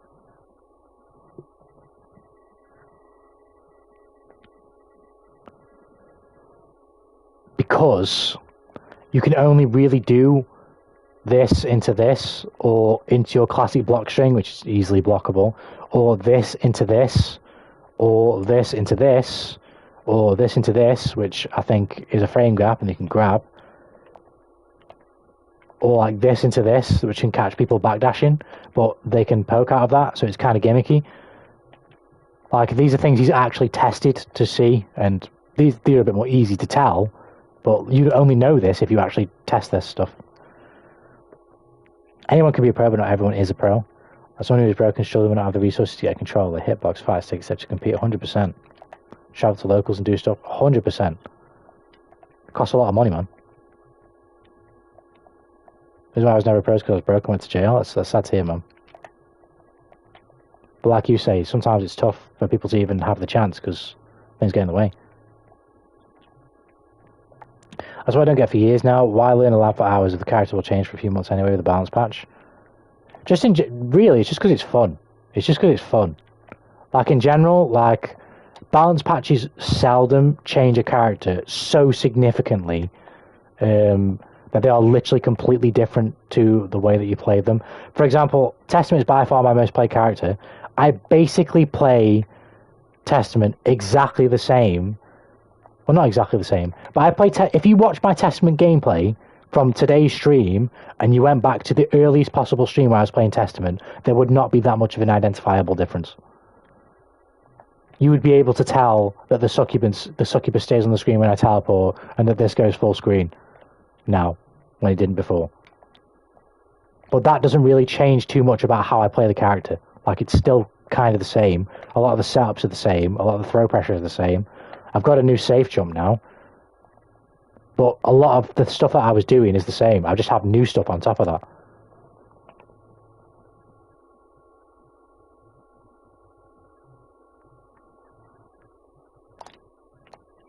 But honestly, for casual players, you shouldn't worry about fighting game balance, because, again, like, to casual players, it doesn't make as much of a difference.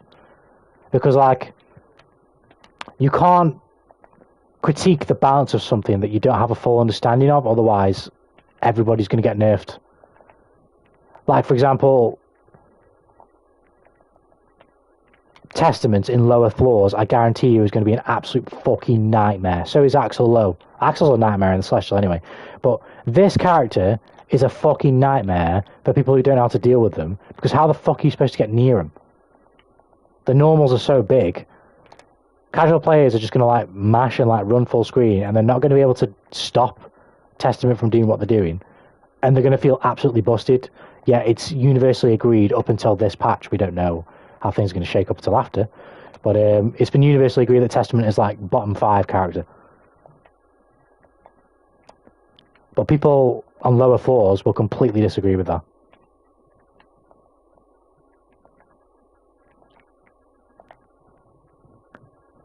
It's okay, Nuke. Some stuff happens sometimes. Dreams die, but new ones show to you or adjust. That's 100%, Mo. It's a very wise thing to say. Play casuals should not stress about it. 100%. Casuals are not playing for money, sponsors. Yeah, for sure. Here's an interesting question. Last one. Before I keep saying last one, but I keep going. How do you tune characters? Do you go off what pros say or what casuals say? The answer is you go off what pros say, but there has to be some sort of influence from the casual player base, because if it is so one-sided that the entire or a very loud majority of your casual player base say, we hate this move, you need to patch it because they will stop playing the game. So there is a certain weight in casual input, because you want to keep the casual players playing the game. So if there's something busted that all the casual players are, this is why we're talking about nerfing Zangief in Street Fighter, right? Because the Japanese players think he's fucking awesome, right? And everywhere else doesn't think he's as good. It's kind of different, but it's kind of similar. So the Japanese players are complaining about Zangief, but everybody else doesn't really give a shit and thinks he's good, but doesn't think he's that good, right? Capcom, a Japanese studio, they're going to listen to the Japanese pros and they're going to balance Zangief because that's part of their core audience. So they're going to be like, well, our core audience is saying that this character's fucking busted, so we're going to fucking nerf the character. We don't know if this is actually going to happen, but people are very certain, or a lot of people, like Sejam and other personalities, are quite certain that Zangief is going to get shot in the next patch because the Japanese pros think he's fucking incredible. Same concept with the casuals. If the casuals think that a certain move is absolutely busted out of belief, and they're so vocal about it that it does get to the devs, I would wager that they would make a change. But for the most part, you have to balance off the pros. Because if all the casuals were to have a say, you wouldn't have any fun. Like, everybody would get nerfed. Everybody would get nerfed to fuck.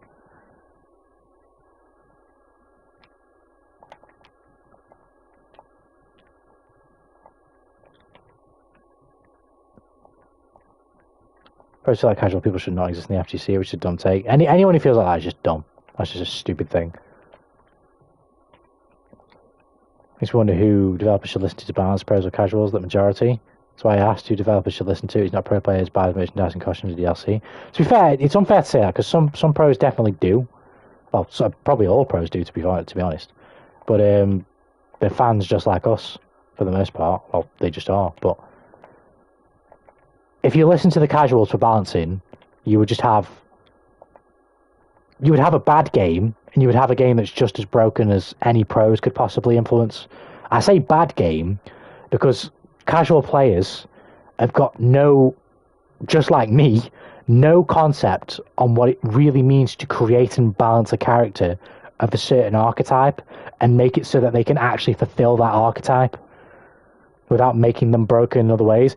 I.e., I don't know how to make a zoner and what frame data I exactly need to give them to allow them to be a zoner, but also not be stupid enough to constantly be safe and like be able to weasel out of situations and constantly zone, and maybe also like give them interesting gimmicks on top of that, like teleport. Like, casual players just can't come up with that because they just don't. They don't understand fighting games to that degree to be able to innovate in such a way.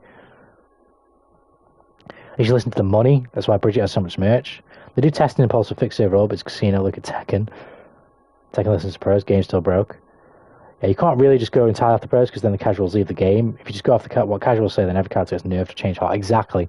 You need to try and find a happy balance in the sense that it should be about 80-20. But whatever that 20 is from the casuals, you need to listen to very carefully. Because if it's a big problem, you need to change it. Otherwise, you can largely ignore it. Because again, like, say Potemkin Buster, right? Potemkin Buster is like 50% HP. If the casuals had their way, they would nerf Potemkin Buster because he does too much damage. When really, you just should not be getting Potemkin busted. You should not be getting Potemkin busted.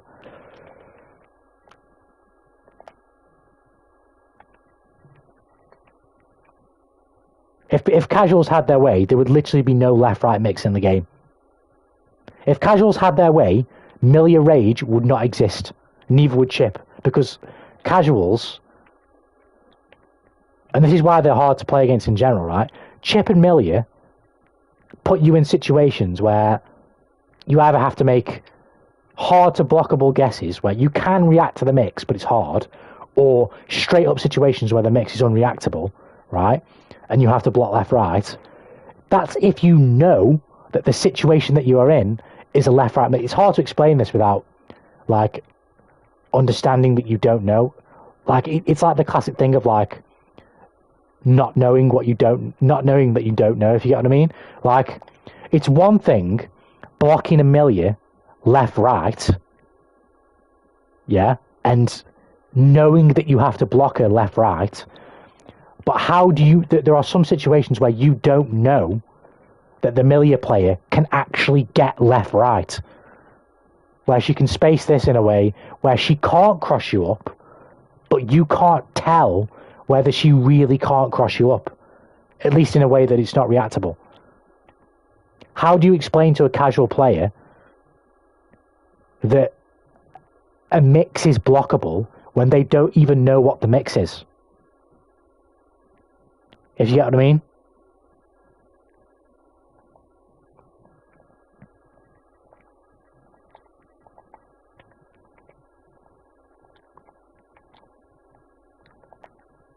You need to balance it, but never happens. Look at like that motherfucker who's been cheating for 20 years. Tekken 6 and Tekken 5. He's been cheating since Tekken 5. I hate that motherfucker. I don't know what about, to be fair. Well, you shouldn't get pot busted, but when the pot RC's a hammer fault and then goes into the pot busted, it's hard to react to that. Yeah, 100%. 100%. But the trade-off is that he's had to spend meter, you know? So it's a risky, yeah, it's resource and still risky, you know? You're 100% right, still. But, of course, lower level players probably aren't going to deal with that as well, you know? What about Happy Chaos? If pros decided they want him to be top tier for a long time because of how technical he is, for him it's hard to say because I think his character archetype is kind of impossible to balance in this game. Unless you just gut him. But at the same time though, I don't even know if he's the best character in the game. He's just a really good character. And people obviously play him because he's a really good character, but he wasn't in the grand finals. Wasn't Geo was top 6? Geo was top 6. There's definitely character variety, and there's no doubt that Chaos is still really good. But I think this game is a lot more balanced than people make it out to be.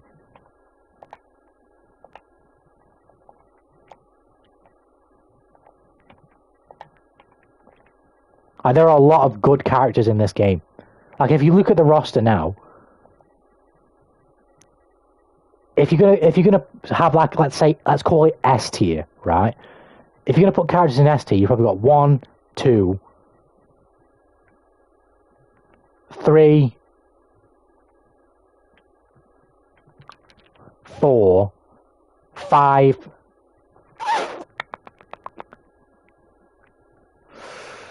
6.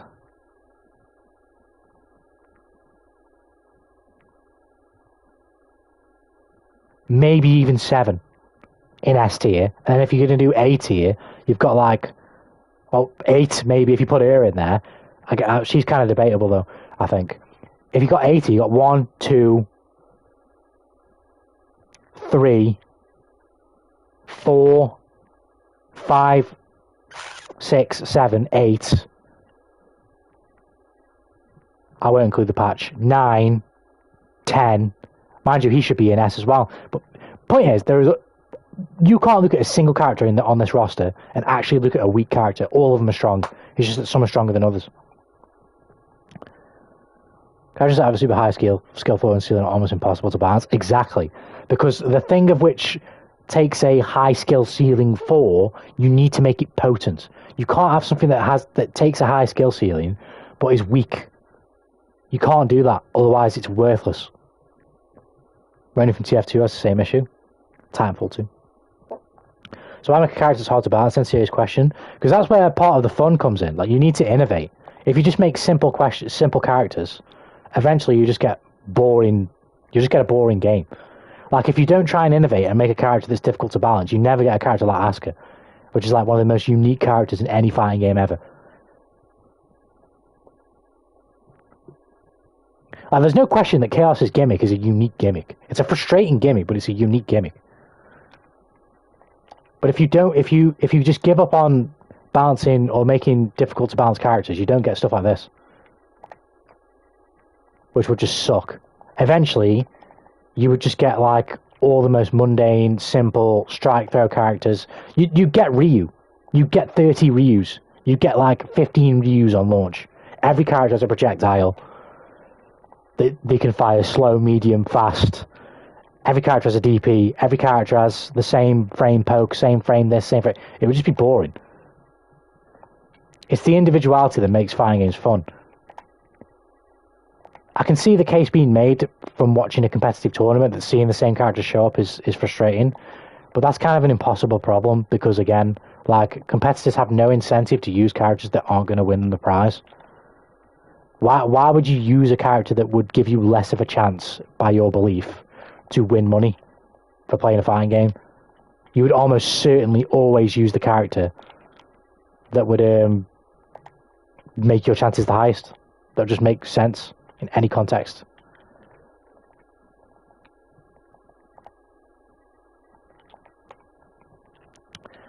That's why I asked, he's the least played character on this game. Why need for unique characters they've rarely played?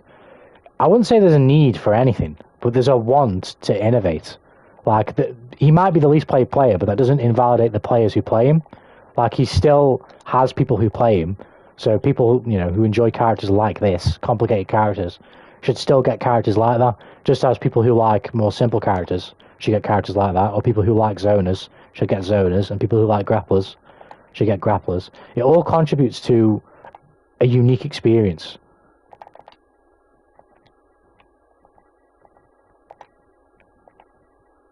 There's no point in just making boring characters because everyone will just stop playing the game. This is why everyone's complaining about MK1, because all the characters ultimately feel too similar because they can't do enough.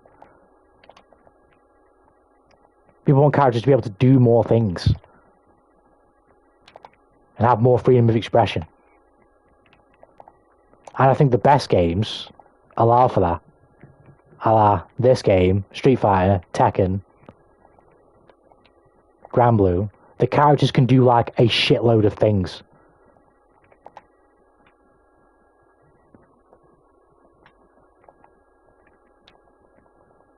The main reason I played this, aside from just loving the game, I'd say the main reason I love this game so much, aside from the core gameplay loop, is because it seldom feels similar playing different characters. I've got so many hours on this game because playing Testament feels completely different to playing Bedman. Like, radically different. So I can play the same game, but get a completely different experience playing a different character. And I can play another different character that plays completely different to both of those two. Which, again, just keeps me coming back. But if everyone played the same, I'd likely just stop playing eventually, because it's like, well, it doesn't feel the same. It doesn't feel different to play. It would just feel like I'm playing the same character over and over and over and over and over, and I'll just get boring. Same thing with playing against the same character over and over and over as well. That would get boring.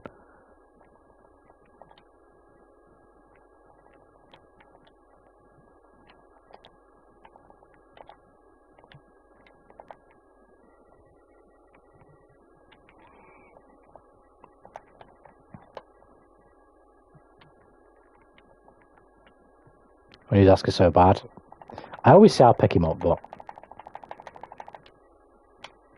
he's just a big time sink, and you've got to get past that initial skill ceiling. Chess is the only game that's ever been close to perfectly balanced as possible. I wouldn't know about chess, but fighting game balance is just impossible. That's for sure. What's your limit of being difficult? I mean, many says this game is very easy compared to previous Guilty Gears. I can't speak for previous Guilty Gears because I've never played them, but all fighting games these days are easy. All of them. In terms of picking up and playing them, and like picking a character and learning how to play that character, basically, or even Asuka, right, is not that hard. He has a very high initial skill ceiling because you need to train your fingers and your eyes to see what's on the menu and also press the right allocated buttons for them to use them and re-rack them. But once you do that, it's not that hard to use them because a lot of the spells are just very good. Like, they're just really easy to use. A lot of them are similar in application.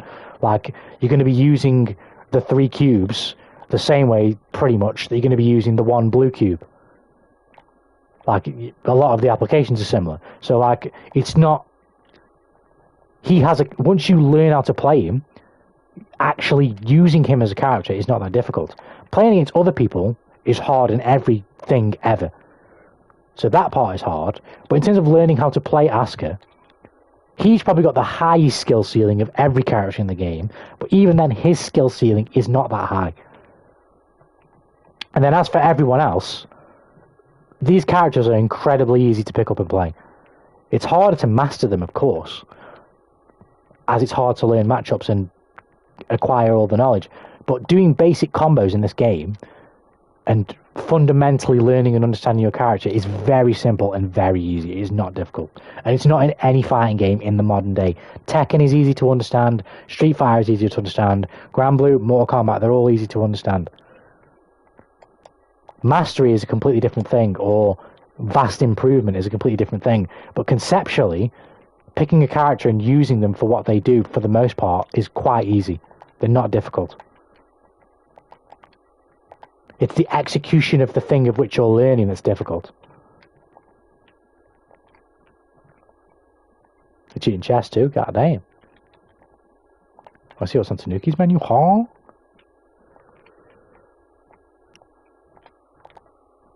Like, for example, or you can probably speak to this, like with conversations we've had in stream and whatnot about Bridget and stuff and about learning stuff.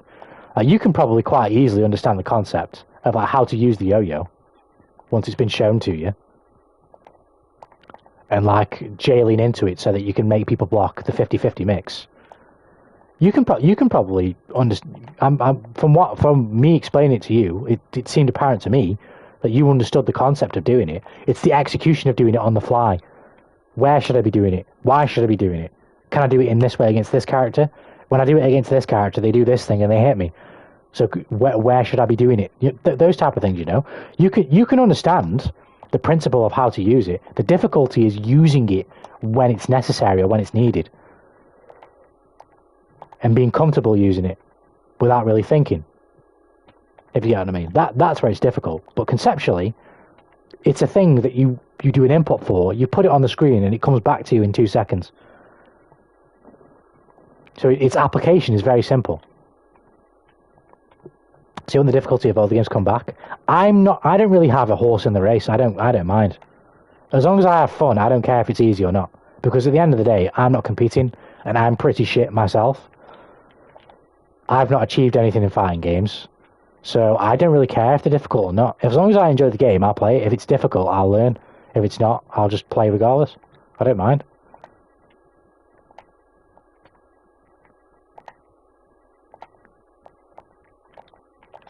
Because at the end of the day, the difficulty usually isn't in execution or learning your character. That's not where the difficulty is, or at least from in my opinion, where it should be in fighting games. The difficulty is playing against other people. You can make a character as complicated and as easy as you want, but at the end of the day, when you're sitting across against someone or you're playing against someone in a fighting game, it's you and that other person. It doesn't matter how easy to use your toolkit is or how hard it is. If the other person knows how to use it themselves and is making reads on you as a player, you're getting fucked.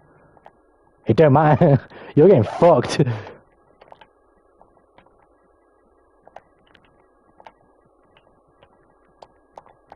So in that case, I don't think there's much of a difference to whether it's difficult or not. I can see the argument that like certain things like modern controls can bring casual players closer to better players quicker. I can understand that argument, but they are usually balanced in a way where if you know the matchup or at least know the usage of the modern controls, you will punish players using them. To use Tekken, for example, right? And I guessed this before I even found it out. Tekken has like a simple control system where you can like do lows with like a press of a simple button, or like sweeps with the press of a simple button, and heat smashes with the press of a simple button, right? But all the options like lows and heat smash that are frustrating to deal with are all unsafe on block and punishable, I believe, by at least something. So if you see like the classic example is like a king player fucking mashing heat smash and spamming lows against you, whilst using the simple controls, if you know that if he does the heat smash or the lows, that you can punish him outright for doing it, then you're just going to block more. Like, it does force you to change the way that you're playing, and you have to be a bit more careful and block, but you can still punish them very consistently if you know that that's what they're doing. Because you know for a fact that if they do it and you block it, it's a full combo punish, or a punish of some sort. So even though, yes, it does make them more annoying to you, the counterplay is there. It is there. I have a basic understanding of the yo-yo, so they haven't played the game forever. That was kind of my point, though, if you would agree, Orc, that conceptually, you can understand how to use the yo-yo. And, like, conceptually, you can use it and go, oh, I understand the practical application of this thing. Like, I throw it, and it comes back in 2 seconds. Or I throw the forward one, and it has a hurt box that extends out, that hits someone if it makes contact with them, and then it returns to me in 2 seconds. And whilst it's out, I can use the Rolling Thunder special move to go to the yo-yo. Like, in terms of the actual application of the move, outside of more advanced usages, you can, like, do the special move, look at the special move and go, okay, this is what I can do, this is how I use it. Pardon me. In that sense, this game is very easy to pick up and play.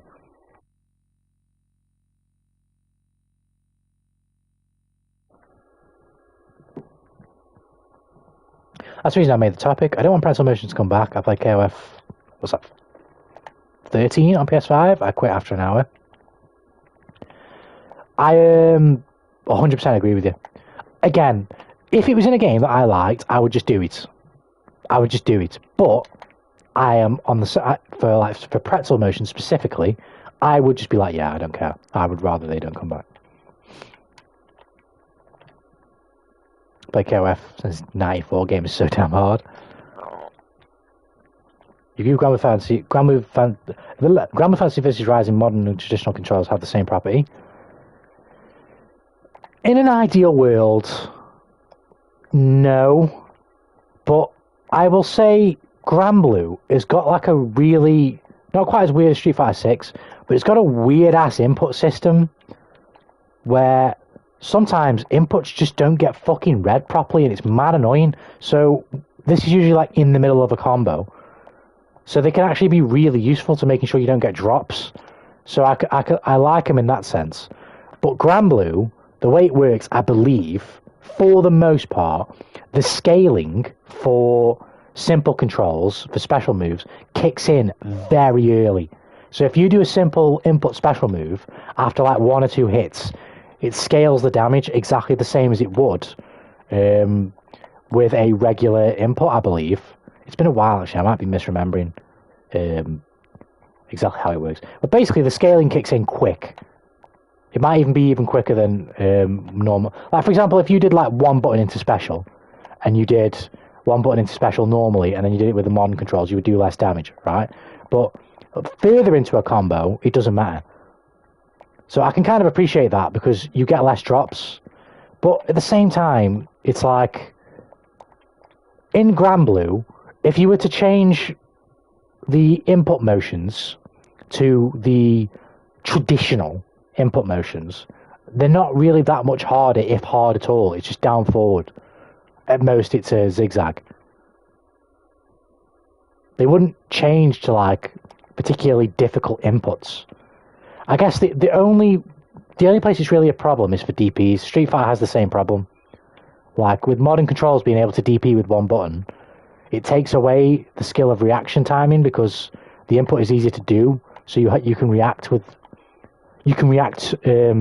later, if you will. It's a lot harder to react and get this out than it is to just do forward triangle or whatever, or down X, as it can be in Granblue or whatever. But overall, I don't mind it. I don't think it makes that much of a difference.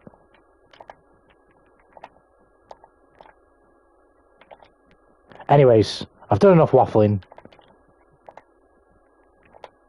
The audio still hasn't come back, which is really fucking dumb.